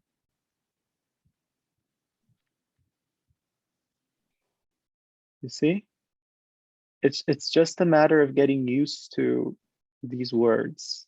It's just a matter of getting used to these words. It's helpful to read them out loud. Yeah. You know, to hear I you think say so. them out loud, you know, where you put the pause, where you can understand, Right. you know, to make the sentence Right. make more sense. Yes. I think it's really helpful. I'm glad. Yes. Yes. Yeah, because when you just see it spelled out, like it's just whatever is not a cat is not necessarily not a man. Like it's like so many knots and you get yourself tied up in a knot. But if you think about, you know, what we're saying, yeah, Snake. I'm not 100% sure about this, but when I was listening to you read out the sentences, I was almost thinking, you know, it's trying to articulate the Venn diagrams in English. Like, Yes. You can say it that way, or you can say that the Venn diagrams are trying to articulate this in circles.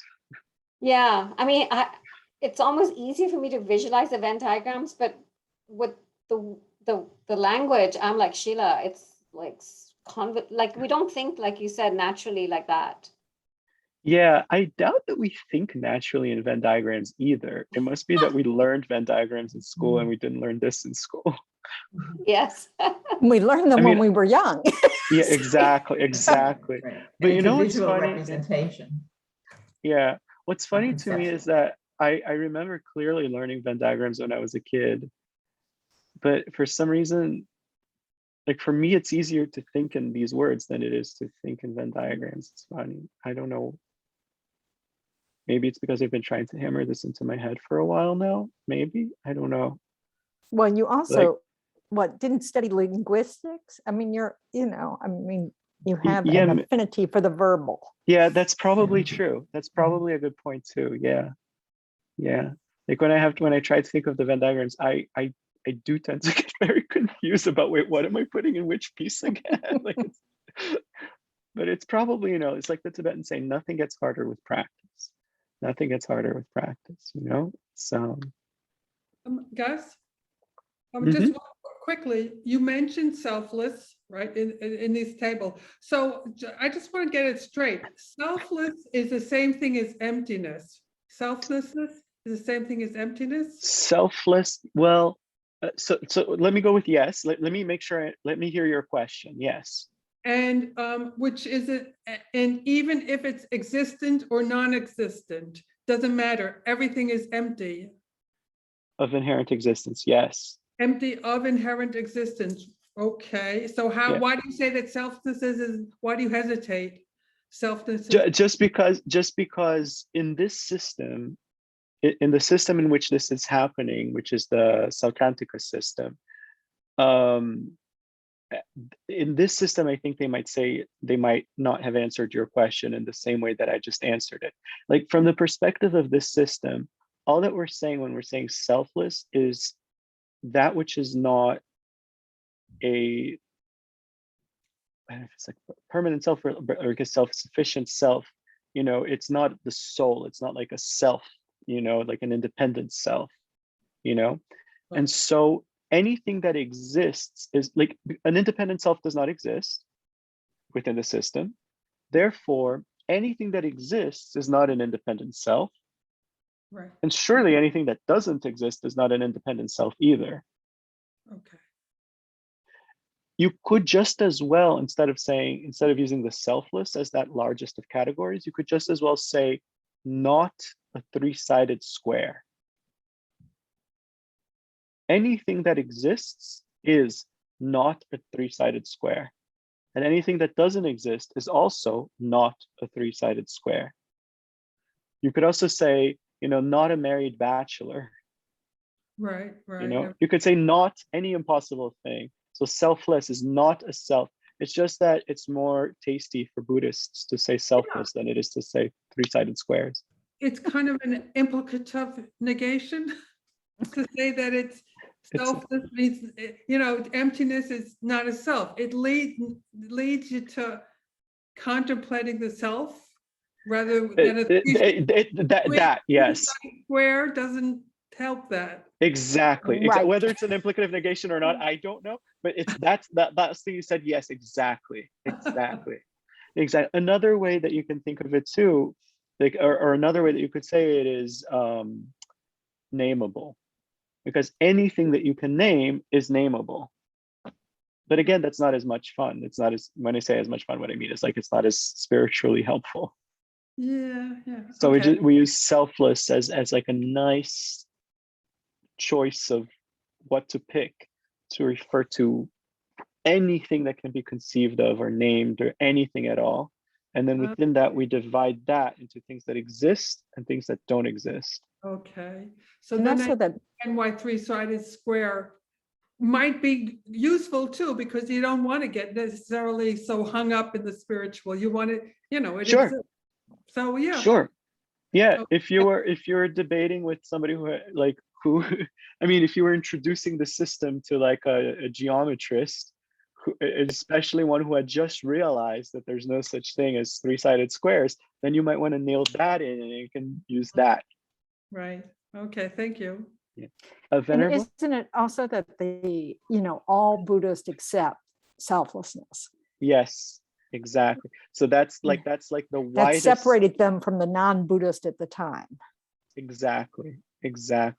So that's like the widest net you can cast that will catch all the Buddhists, but nobody else. The outsiders. Mhm. Yeah, exactly. So it's that's right. That's true. There's a little bit of that. Yeah, us and them thing. Yeah, exactly. Like a little like rah, like, you know.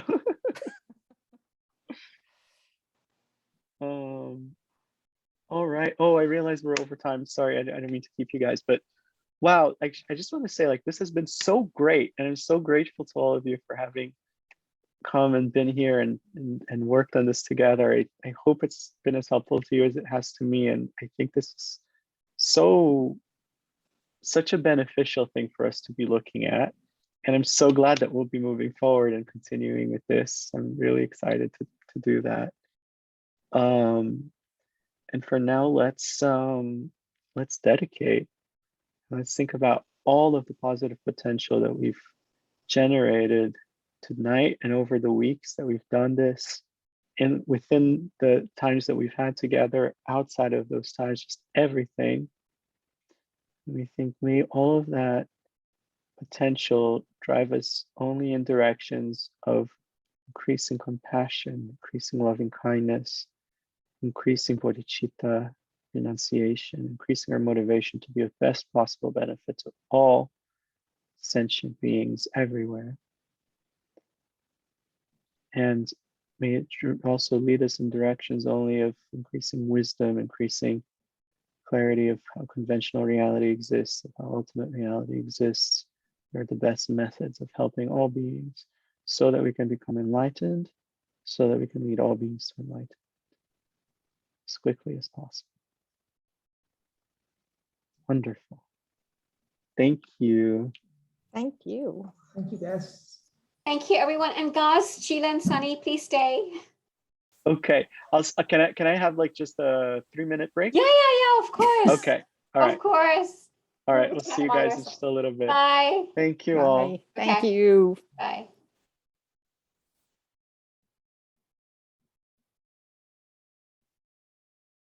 Hello, ladies. There again. I like the idea very much of either on your roof or in my living room or in your loft, or getting together, maybe when the center opens up, of getting together and to practice these things, or over Zoom also. But We yeah, better to do it before we open up again or before the next class. I mean, be good to keep Yeah, it fresh. and I Otherwise, I'll said- just lose it. Yeah, and I said rooftop because I don't have permission yet to be indoors. Okay. We can do rooftop or the park or whatever. Yeah, or park or, any place outside. And Yeah. Sunny will just bundle you up and bring a hot water bottle. They have those hot things you can hold in your hands, to keep your hands warm. they Yeah. have heated gloves now. Yeah, there you go. They have Mm. heat gloves. Heated gloves, yes. Oh, What there is you that go. like? How do they keep it heated? There are two ways. One uses a battery.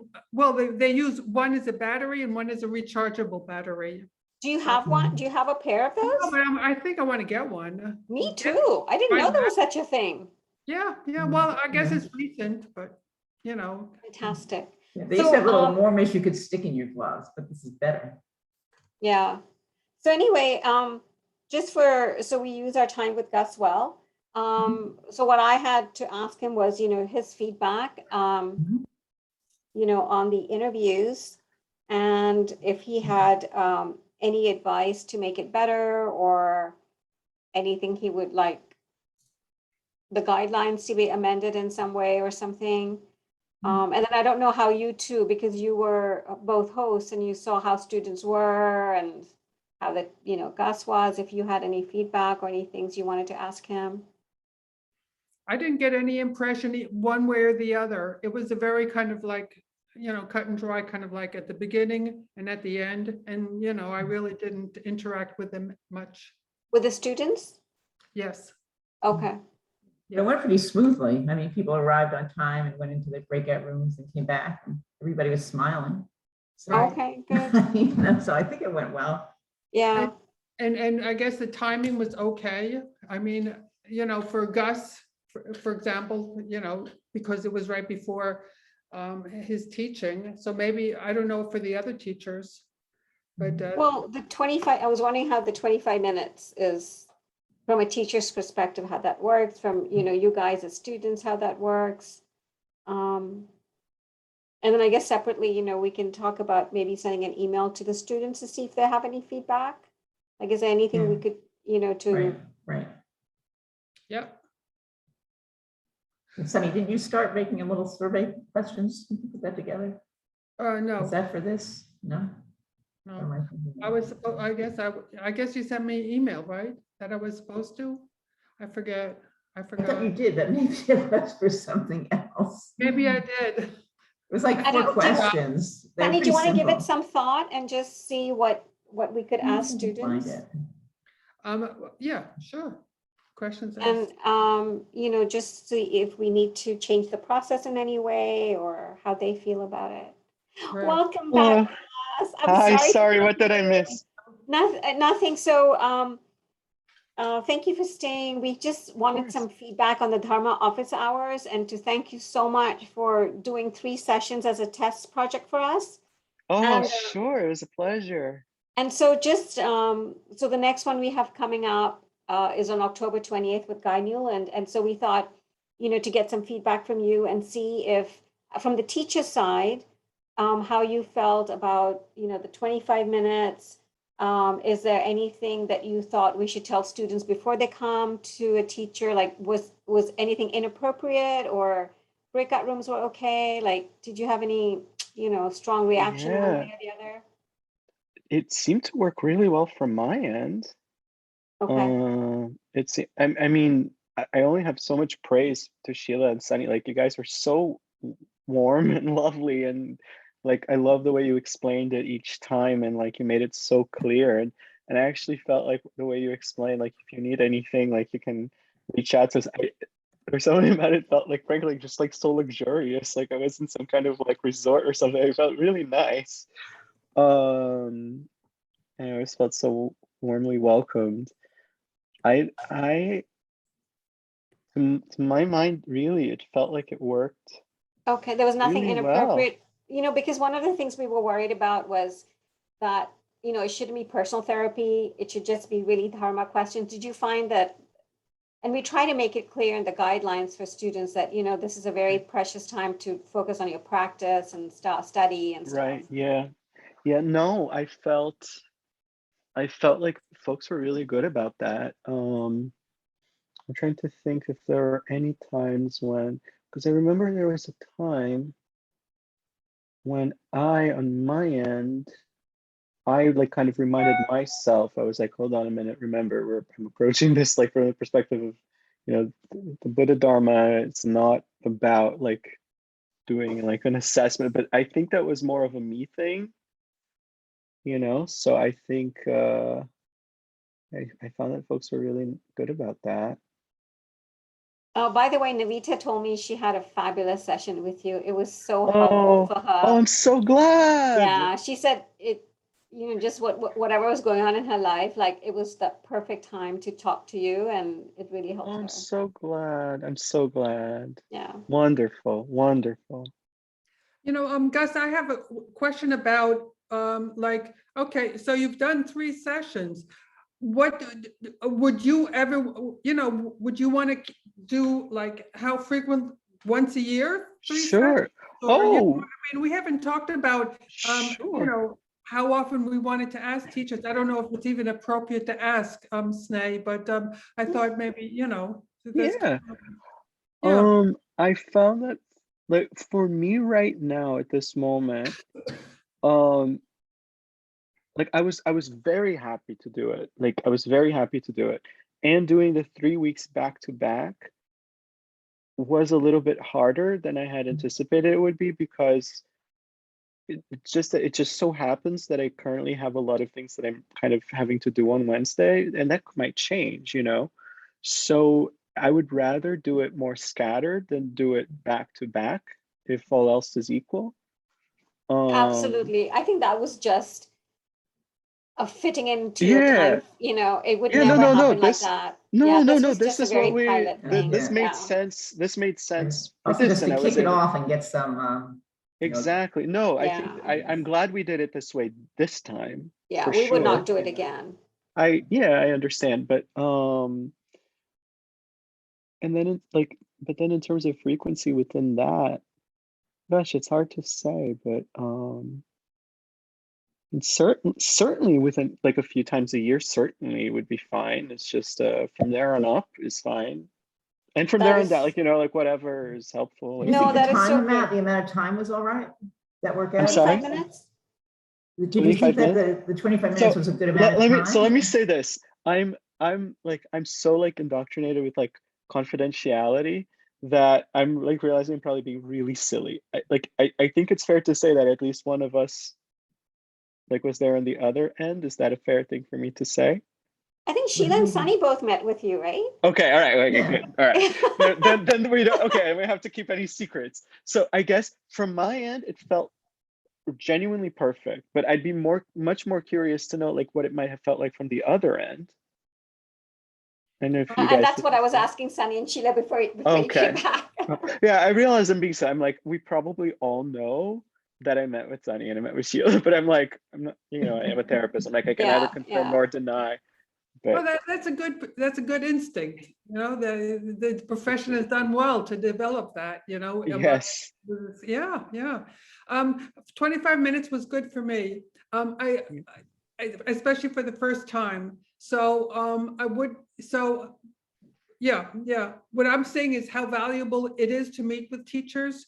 I don't necessarily, you know, have, you know, an hour's worth of questions and Right. stuff like that, but just to meet one-on-one with you was just like extremely, it was very helpful to me. I'm glad. I'm so 25 glad. minutes was a good time, you know. It seemed that way, like in general, like for most of them. Sheila, how did it feel for you, if you don't mind my asking? No, it felt about the same. It was a good amount of time and I was really appreciated the help. Of course, I'm now I glad. have like a whole bunch of other questions relating Oh, to that good. discussion. So Good. I Feel can free sign to up with a follow up. follow-up. Oh no, feel free to. You But don't no, have it to was very wait. helpful. Yeah. Good. Good. Yeah. So from my end, it in all cases, I think it didn't. Neither did it feel rushed, nor did it feel like at any point we were just like kind of waiting out the clock. You know, it felt just about right. I Okay. imagine that part of that is because knowing what the time frame is, like somehow like everybody kind of falls into a certain. Oh, here's one thing actually. One thing that I found, and in some cases it wasn't, for whatever reason, wasn't like as prominent for me as in others, but I had no idea what folks like had on their agenda. So in some cases, I didn't know how to pace myself. Like I didn't know, like, you know, like somebody would ask me a question and I wasn't sure, like, should I just kind of talk and talk and talk? Right. Or like, do they have 5 other questions? So one thing that might be helpful, but this might be up to each individual teacher perhaps, and this also might be coming from my background, CBT and DBT, but like it might be helpful to like kind of set an agenda, like just to give, for me, it would be helpful to like just know, like, can you just ask you like what types of, like how many, like do you have a few questions or just one or none or whatever, just like so that I know how to pace myself. So in the guidelines, when we send students and say, you know, think about your questions and blah, blah, blah, should we add something and say it would, you know, to use your time well, maybe upfront, tell the teacher, like if you have 5 questions or prior to, you know, tell them how you want to prioritize your questions, like how Yeah, I think, well, I guess the only thing that makes me doubtful is I don't know how much of this might be just me or how much of this like all teachers might like, you know, but I'll just put it to you this way. If it were just me, then I guess what I might say is, you know, to make sure that the time is being used to your desire, to your best advantage. If you'd like, you could upfront say like what you have in mind that you want to make sure to get to, and or how many, either how many questions or what the questions are, like whatever, like, you know, it's not like so basically give whatever. you context, like it'd be helpful Yeah, for you to have the context of what they want to get out of it and the number of questions they have, so that in the 25 minutes, then you have a sense of how to approach it. yeah, it's like to help me use the time to their desire.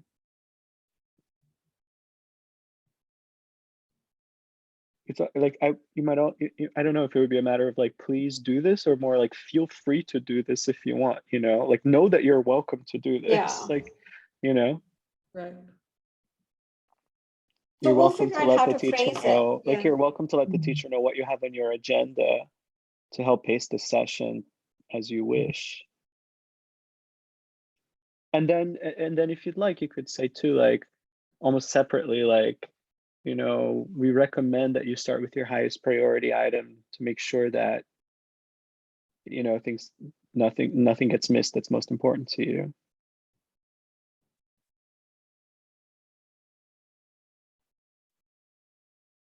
That's very helpful. Oh, I'm glad. Yeah, I think of like I really think that was the only thing on my end that I wasn't quite sure because again, like if it were a therapy session, I would know what to do. I'd be like, okay, let's set an agenda. Let's this, let's it. But like, I didn't, I didn't want to make it seem more formal than it needed to be. And but I also didn't know, like, like sometimes people would ask me one thing and I don't know, if you have 7 others, then I can give you like this answer. But if that's the one thing you want to talk about, we can talk about it. I mean, I think we figured it out each time, I hope, but No, that's really good feedback. Because I Yeah. think even for students, like maybe for many of them, this is their first time talking one-on-one. So it might be helpful for them also to structure their time well Mhm. and do that and, start with a burning question and let you know what are their burning questions. yeah. And also, the way I think we had planned the session was like a minute before you get a message in the breakout room saying you have a minute left or 5 minutes We had left. a 5-minute warning and then a 1 minute. Oh my gosh, I really felt so pampered by you guys, truly. Like, were you, by the way, like, were you like watching the clock to give the 5-minute warning, or was that something that oh, I feel Set like a you don't need to. Sorry? Set of buzzers, on the phone. Yeah. That's that's smart, but I feel, oh my gosh, I felt almost bad that you were going to all that trouble. Like No it's trouble. so, really? Well, so it's on the phone. It's not like you're sitting and watching the Okay, clock. all right, The thing okay, all buzzes and right. you click on, send message. So Okay, all right. But it felt like I just felt so pampered by the whole thing. Like, that was very nice. That's a great description. Thank you for putting it that way. That's kind of like, that's how I would have, that's how, can I speak for all of us, that we want you to feel that we've taken care of everything and that all you have to do is think about you and the student in front of you and how to benefit each other the most. And, that's. It really, really felt that way. Yeah, and that we respect your time too, and especially for you because you're doing DB right after, Oh. so want to make sure you have, what was it, just 10 minutes or 5 minutes before, between classes. Thank So you. thank you so much. No, not at all. Because it Not at also all. helped us in the back end, Gus, like just even because we opened it to the community for a week. And actually everybody from the community signed up, or mostly. And then after a week, we opened it to everyone. So it helped us in mind, body also to figure out the logic, because Sean had to figure out how to do the stepwise registration. So that was also helpful for us to make sure it worked. Good. And then we also Yes. created a wait list. So, and to make sure that worked. So that was just also really helpful for us for the whole process from beginning to end to have like Did it seem, out of curiosity, did it seem like there was a demand? yeah, I think all the slots filled up. Like, I think, because you are unusual, because it was a test run, every other teacher, we just asked for an hour. So it's just one Yeah, time. So, okay, and also yeah. because we were also like trying to figure out like, how do we inform people of this new thing we're offering? Like we've never done Right. this before. And how do we like make it clear that, we're opening it just to the members and then to the thing. And then, and because you had 3 back-to-back sessions, I think some people also got it maybe a bit confused. I don't know, but it worked Sure. well. Like all the sessions filled up, and yeah. Well, it was lovely from my end. It was such a pleasure. Okay, you.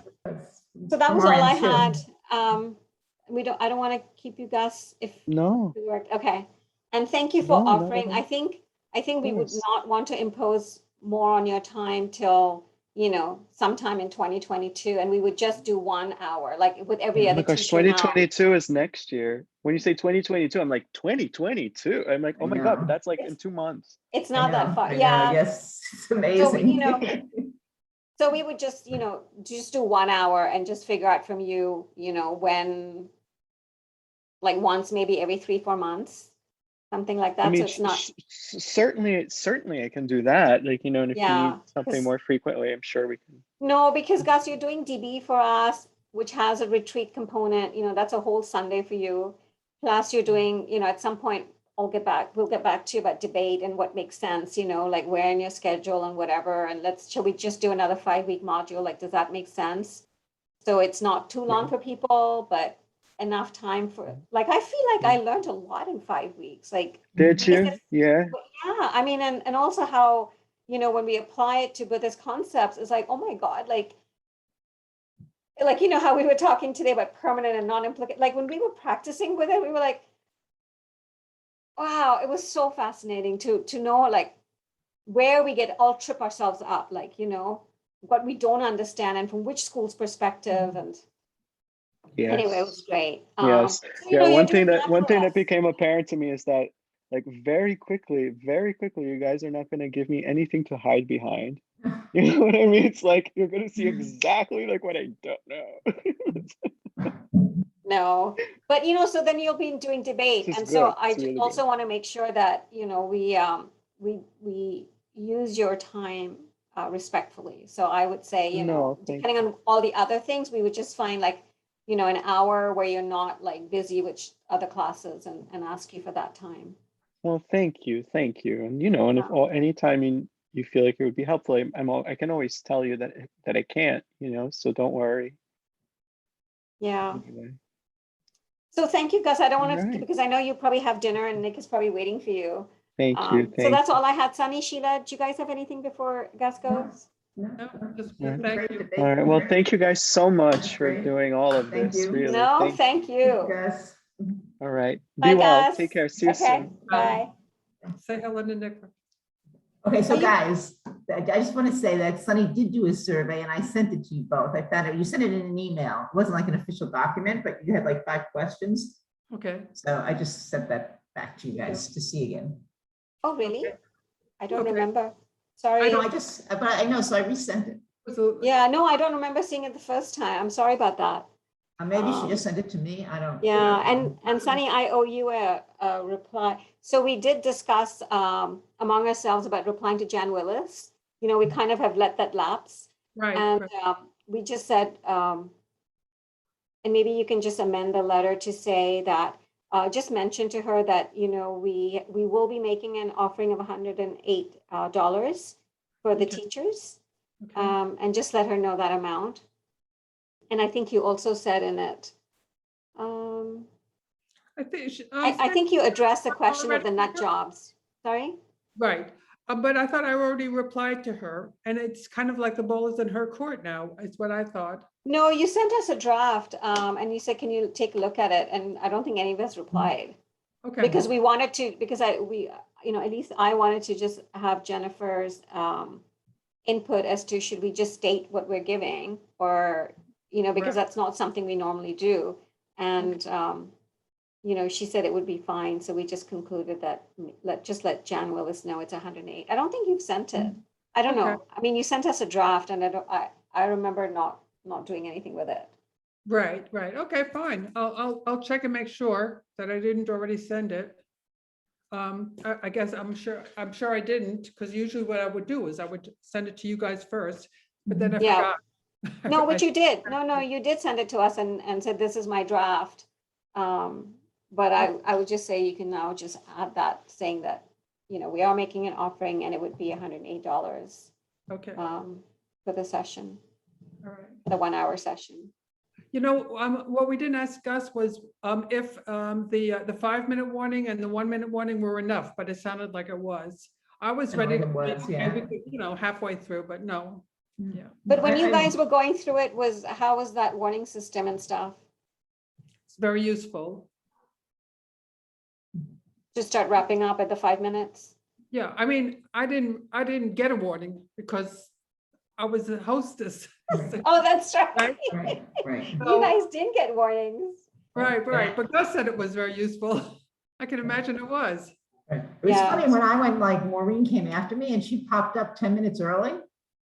So we had to send her away because I didn't go into a breakout room since it was just Gus and Of I. course, And yeah, suddenly yeah. she popped up and I told her she had to leave. So, which did was she- fine. She physically left the Zoom. Yeah, I Okay, told her and- to leave. Yeah. More politely, but. So, Yeah. So I who does Guy? Sheila, is it you or is it me? Who's What? up for Guy? Guy Newland. Guy I Newland. don't think we decided yet. Okay. All right. So When is Guy? October 28th. So if you go to the hosting spreadsheet, I think I put all the teachers on there for office Mhm. hours. Yeah, and then maybe you guys can just decide and put, because I just put Sheila Sunny, you know. Right, Right. okay, yeah. Actually, so- Sunny, it would be better if you did that because I'll be out of town. Okay, yeah, definitely. Just be a little easier for me. And I don't have anything on that Wednesday. There are no Discovering Buddhism's Right. there's no classes. Because no Discovering Buddhism, then Venerable George, he is having his operation. Those are on Tuesdays. They were on Tuesdays. Right, and Rabina is also. And she's also been moved, yeah. But Right. she was in gonna be the in beginning of the year January. Anyway, yeah. Right. Okay, Okay, so I put you down for the 28th, and then I can probably do the next one. for the 20th, not the 28th. No, You said- 28th. It's the 28th. 10/28. Ah. Okay, Can you do that? this is. I mean, if you can't, I can do it from where I am. I mean, I Yeah. have internet and I do take my laptop, so. Yeah. Oh, Who I after that? Excuse me? Who comes after that? After 10/28? Hang on a second. Okay, so 10/28 is Guy Newland, and then 11/10 is Venerable Yunten. And then Geshe Tashi and 11/21. I spoke to Amy the other day, and she really was interested in talking to Geshe Tashi, and she wanted to know, like if somebody could sign her up. So Oh, yeah. can we do that with her so she can have a space? Sheila, on Yeah. 10/28, what time is Guy Newland? 10/28, 7 to 8 p.m. Because we have a Shantideva board meeting then. at that time. Yeah, 7 to 9. Oh, That's what I have on my calendar. let's see. So Guy Newland is 7 to 8? Yeah, I would offer to do it, but I should October probably do the 28th. board Oh, meeting. yeah, I have a board meeting down there too. Okay, so put me Well- down for 10/28. Okay. Thank you, Sunny. Yep, you're welcome. Okay, let me, I would offer to do it, but it takes us so long to get a board meeting date that, yeah. I mean, these days it's so difficult. I was trying to arrange a getting together with my daughter. It was the same thing, like this, it's just incredible, but since you guys are both here, do you want to work out the other dates too, just in case there's conflicts and then? So let me ask you something. When we do this next one, do we send out a community letter again saying that this is an opportunity to talk with Guy Newland, or do we just hope that they see it online? Are you wanna talking, specifically Snake? give? Oh, sorry, 1 second. I was just looking at the hosting spreadsheet. Hmm.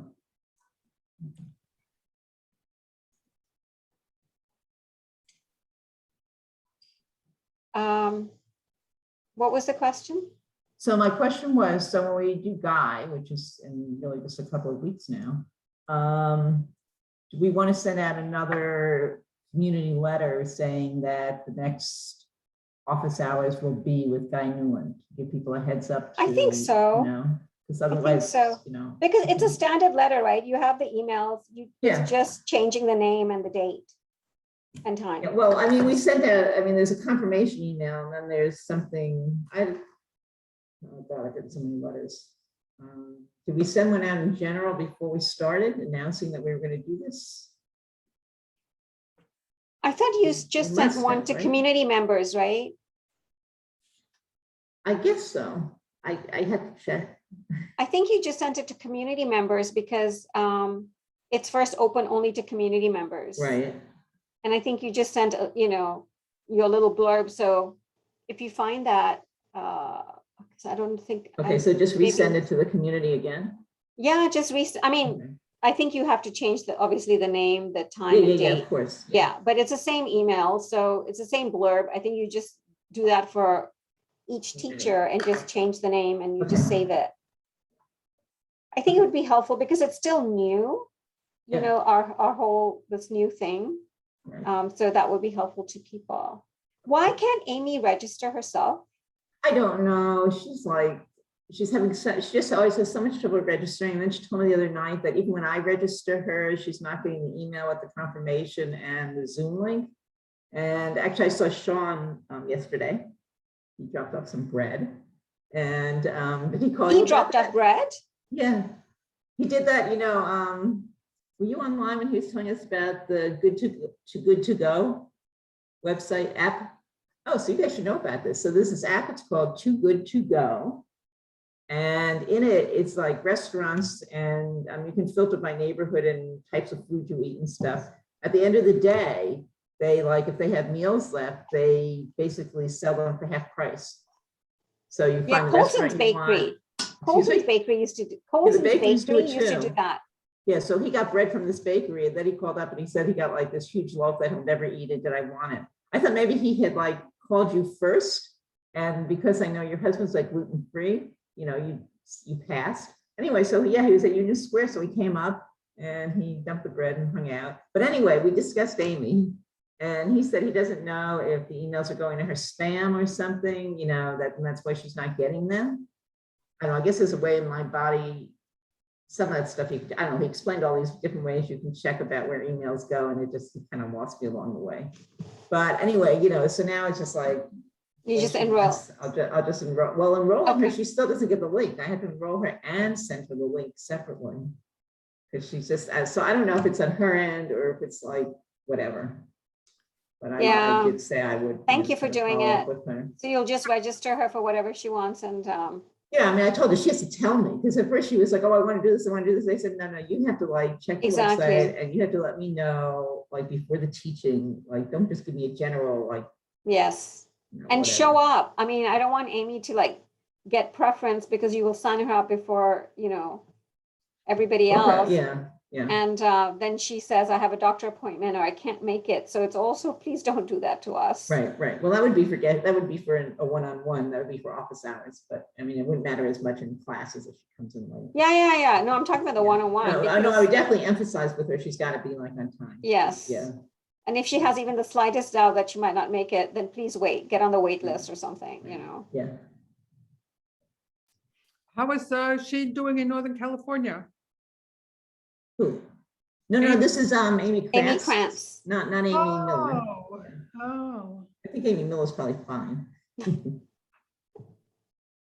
I don't know. I haven't, you know, I haven't heard about how she's doing, so. Yeah, no, well, I haven't either. I just assume she just, I mean, she posts, you know, pictures on Facebook and she always looks happy, so.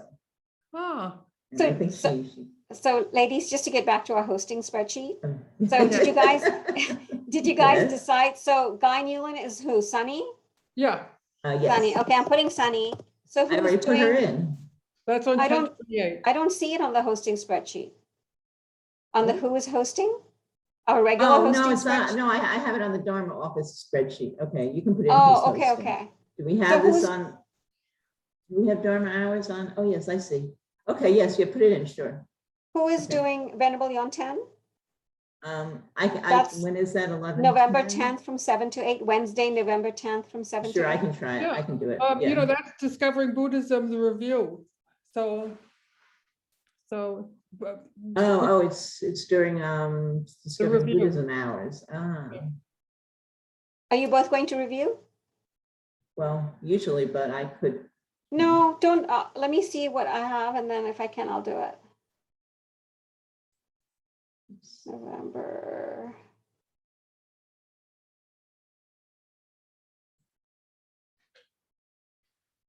I could do it. Okay, great, thank you. Huh, you might have to train me. I don't know how to do breakout rooms. Yes, it's a dope brainer. You'll figure it out. But we can Okay, go wait, over let me it. put it on my calendar. November 10th. What time did I say? November 10th? 7 to 8.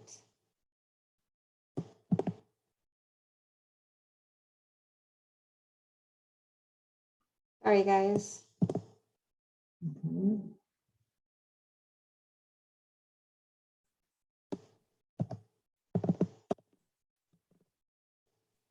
Okay, Okay, and you not normally just sign on like 10 minutes before? Yeah. Okay. Okay, wait, so let me put that's Sneh. 11:10. Sneh for Venerable Yontan. So Geshe Tashi, November 21st, 10 to 11. You want me to do that? It's not Sunday, 11/21, 10 to 11. So is So- there not, are there other teachings on that Sunday? Oh. Yeah, can you do that? Because, Sundays are iffy for me, Yeah. No, as long as I'm not hosting another teaching. It's And- Stefan Pende. Right, I'm Um, hosting Stefan. Okay, Wait, so 11:10? no, 11/21. Oh, November I see. Oh, okay, so Sunny, you can do that? Well, that's kind of like, I think Iffy. Sunny is hosting Stefan Pende. Yeah, Yeah. I'm checking if that's possible. If that's still a good time. oh, yeah, you know what? As it stands right now, I'm on for Stefan Pende. Okay, let's leave And, it. I'm just gonna try very hard to make sure that nothing else comes up. Okay, It's just that, my father's housekeeper, who, she,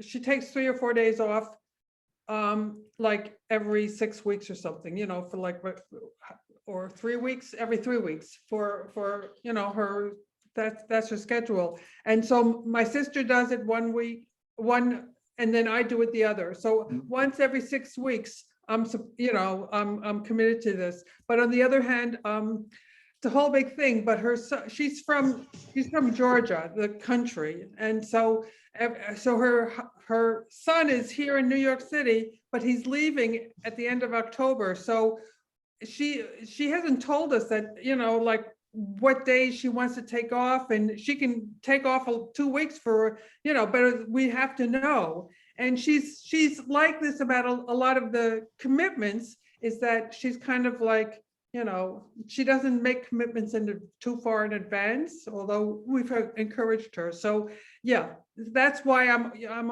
a lot of times I'll kind of like, yeah. I know, it's hard. It's hard to We- juggle so many things. yeah. And we might be able, as we get closer to the date, if you're not available, there are other people that can host. Yeah. Venerable hate Pellion told me that she would be interested in hosting. She'd like to do something for the center. so- Dave, depending on what his what's happening with his family, maybe next week or the week after, he'll be available. Who is he? Dave Oh, Donacci. okay. But, Yeah. there's other people. There's Philip, there's Pat, there's Wiley, Ally, Right. I don't think is available anymore, Teresa, Caitlin. All those people were trained. Charlotte, Right. who afterwards wrote me an email and said that she hates hosting, but she would do it if she had to. Who's that? Charlotte? Charlotte. Yeah. So I was like, why did you even sign up? So anyway, so she's sort of like Philip? What about planning. Philip? Philip? And Philip, I mentioned Philip. So between all those people, Okay. if, one of us can't do it, maybe they Okay. can fill in. So who should I put down for Geshe Tashi for now, for Sunday, 11/21 from 10 to 11? Oh, you can put me down. Sheila? 10 to 11 a.m. Yeah, So isn't that Stefan Pende anyway? it is. So But that Geshe Tashi can only do like, weekend mornings. He's in India. Yeah. right. I'll do it. It's okay. Yeah, so I'm not available because I'll be hosting Stefan Pende. Right. So I'll do it. Okay. And then the last one we have for 2021 is Sunday, December 12th from 5 to 6. December 12th. 5 to 6. 5 to 6. Sunday, that's on Don. So anything going on that day? No, so far, December's wide open, So this, December 12th, 5 to 6 p.m. Don? Yep. Okay, Sunny, Oh, Yes. you're down. okay. So right now I have Sunny for Guy Newland on 10/28 from 7 to 8. me doing Venerable Yontan on November 10th from 7 to 8. Sheila doing Geshe Tashi Sunday 11/21 from 10 to 11. And Sunny doing Don Handrick December 12th from 5 to 6. Okay, sounds good. Okay, all right. We have a That plan. was a good idea to get it over, All right.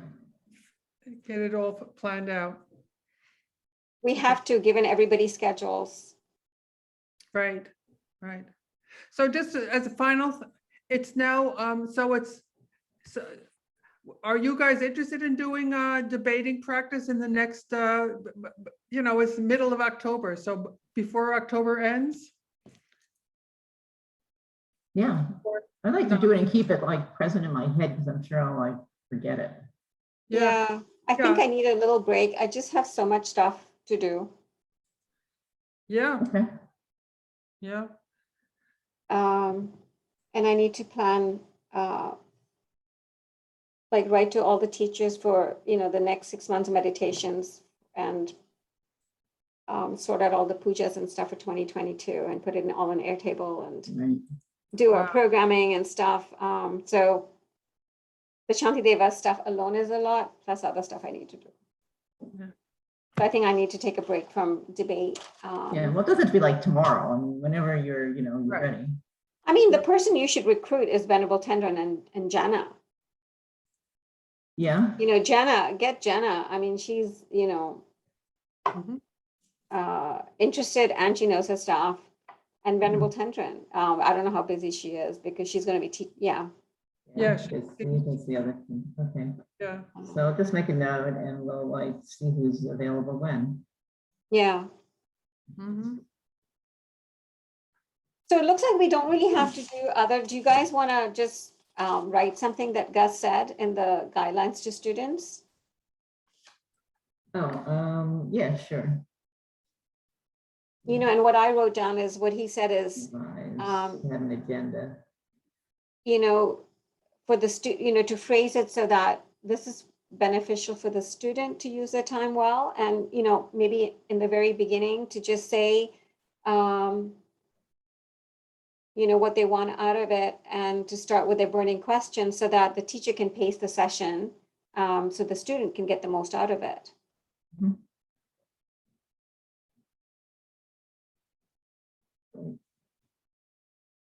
And yeah, look at the survey Sheila just forwarded, and then maybe we can ask the students and see if they have anything from their side, because I know from you two, you were both okay, right, with the process. But also I was thinking another thing, well, for me, I know Gus so well, whereas if I was speaking to Geshe Tashi or, something, I would feel like a more formal, Yeah. I don't know, my head would be in a different place. Yeah, I mean, it was interesting, Navita, I don't think really knows Gus. Yeah, I had just told her, I said, you're going to be in America and it's the same time zone because normally she's in India. So it's more, Right. times never work for her. Yeah. And she said she had a really good session with him. Mhm. Yeah. And, maybe we can just get feedback but I think everybody who met Gus knows Gus, right? Well, Maureen Charlotte. is, right, yeah.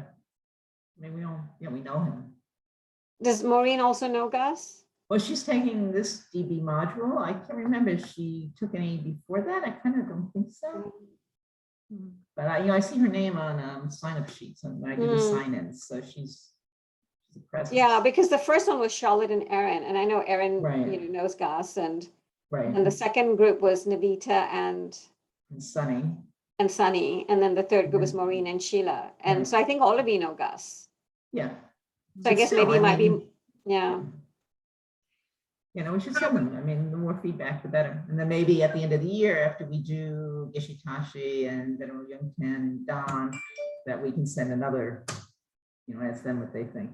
Yeah. Yeah, and the various teachers that we ask, they're going to all feel, have their feeling about whether or not they want to do it again. And Like, how they think it's organized. and how they think it's organized. Yeah, whether they want to repeat the experience or whether they felt it was kind of like, I don't know. So I don't know. Something they wouldn't want to, necessarily repeat, or necessarily not repeat. Not necessarily. Good one, Sunny. Am I using my the debate skills? No. 10 on 10. Yes, excellent. I think everybody in debate, all of us who stuck it out, get an A+ for effort and just showing up. Yes, it took courage, believe Yeah. me, Yeah, because I feel so dumb. yeah. You shouldn't.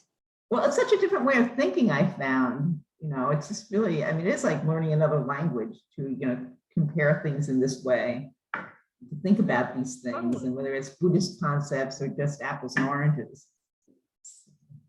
And And like, the language, I mean, it's just Yeah, the language is so trippy. mind-boggling. like I was like, I listened to you and Venerable, when you were, you know, in the. And we were wrong. I was completely wrong. I would never know. It sounded very authentic to me. As Very as good. Gus explained it, I was completely wrong in even choosing, partless particles because they don't even exist, for our school. So yeah, but that's how, I learn is I just chose examples. I wasn't even sure how they would work out. And some of them didn't make any sense, like Buddha and, conceptual consciousness. I thought Buddhas did have conceptual consciousness, and today I learned they don't. Well, I So- thought, wait a That second. came up at, No, a Buddha can see our, so I thought that an Arya being can toggle between consciousness, right? And reality. Forget it. No, you're right. And that what I have heard from different teachers is that when we talk about a Buddha's consciousness, all we have to remember is for a Buddha, he never thinks of anything as being inherently existent. Like he never sees anything as being inherently existent. And when he thinks of things, he never thinks of things as being inherently existent. He's always grounded in the reality of the way things are, which is emptiness of independent or inherent existence. Right. So to say that a Buddha doesn't have conceptual thought, I was told is a Buddha can have conceptual thought because a Buddha uses words to speak with. Right. And when a Buddha is using language, that is conceptual thinking. But for a Buddha, he never makes the mistake of thinking that that language is inherently existent or it points to anything inherently existent the way we use language. Right. So that was, this is Professor Yarnell, and that's what I was trying to say. But, what it tells me is I obviously don't understand it well enough to explain and convince someone, right? Debate is like, can I persuade you to my way of looking at the world? And obviously I've not understood it well enough. So it's good, right? So now I'll go back and the next time I see Professor Yarnell, I'll look at my notes and see like, how to understand it better and how do I persuade someone that my way of understanding is correct? And you challenge me and say, no, and I think, to me, that's the fun thing, Mhm. is to learn, Right. right? Like I loved, Gus's word. It's clarifying. Like we Right. think challenging and defending, but at the end of the day, it's to clarify. Absolutely. How else will we clarify our mistaken Yeah, because if it's views? always in your mind, Right. it'll, And if I have someone who's also mistaken, reinforcing my mistake, we will Right. both be equally mistaken. Right. Then we need the Gus or somebody else to come in and say no. Mhm. Right. Yeah. Interesting. Yeah. Fair. So I think the only difference is I don't mind being wrong. Well, you have a lot more confidence. So, it takes confidence to state a position even though you think you may be wrong, So that's good. But I remember I was saying like one of the most useful things that one of my bodywork teachers said, right, was, if it clarifies a doubt for you, it's a good question to ask. It may, for somebody else, they may already know it, but for me, I have more understanding, Right. Yeah. right? And I would rather know than not know. Or your motivation to know is stronger than your feeling of lack of Yeah. confidence or self-confidence or whatever. And Yeah, that's a because good I feel thing. like I'm gonna die anyway. I'd rather die knowing a bit more than before. if only to help the next being who comes along in my mental continuum, that they will have imprints, you know, that will help them. So if there's one thing good I can do in my life is try to accumulate good imprints to help them. Because obviously somebody did that in the past for me, right? That I have access to teachers and have access to books. Mhm. Yeah, so don't be shy. And you get A+, like we all get A+s for showing The up, okay plus, hey, I'm all for that. So right? before October, before October ends, it would be good to get together and, Yeah. yeah, and. Yeah, I will skip October, but at some point, I think I didn't even know there were definitions in this book. See, you asked a question and I learned something. Yeah, that's So, right. I think the definitions would be great to practice together. Yeah. Yeah. About the definitions, it would be great to discuss them and then come up with examples. Right. Because I find that examples, if someone says, what emptiness is, the definition of emptiness, that helps. And then the examples kind of reinforce my knowledge, and then the definition reinforces the examples. It's kind of like very helpful. Right, yeah, it gives you clarity, yeah. Yep. Yeah, it's just like us reading out those examples in that chart really made a difference, just hearing them. Yeah, yeah. But yeah, all And right. you know, as much as we don't like Zoom, I think if it's an evening class and we have Jenna, with us or whatever, it might just be on Zoom, and maybe once in a while we meet in person. Just so Right. it's regular, if Right. there's all these things. Right, well, then Altendra would have to be on Zoom. Yeah, Yeah, Yeah. Zoom So I is think good. that It's would be gonna a get nice thing to cold, do. you know? yeah. Sorry. I said Zoom is good, it's gonna get cold, so. Yeah, and also for Jenna, I think it's a hike for her to get from wherever she is. Well, she is, yeah. But she's and- very proactive. I mean, she's always willing to come wherever. I mean, I must say, she's really incredible that way. But she's got a car, so that also I think helps. Yeah, but she's quite far, isn't she? She lives, I think, in Queens. Oh, okay. So. Yeah. We definitely need a car in most of Queens, I think. I mean, I think she works out on the island also, so she takes the car out there, but It's like us. yeah. Yeah. And Sheila, you're all ready? You're all packed, ready to go? No. No, tomorrow I do laundry, water the plants, clean the kitty litter, and pack. But Okay. it's easy. It's like I don't, I Okay. just need a bunch of jeans and t-shirts kind of thing. Yeah. All right. Well, I know you need to have dinner, Sheila. Yes, I need to. All right. Bye, girls. Okay, bye. Bye. We'll be in touch. Take care. Okay.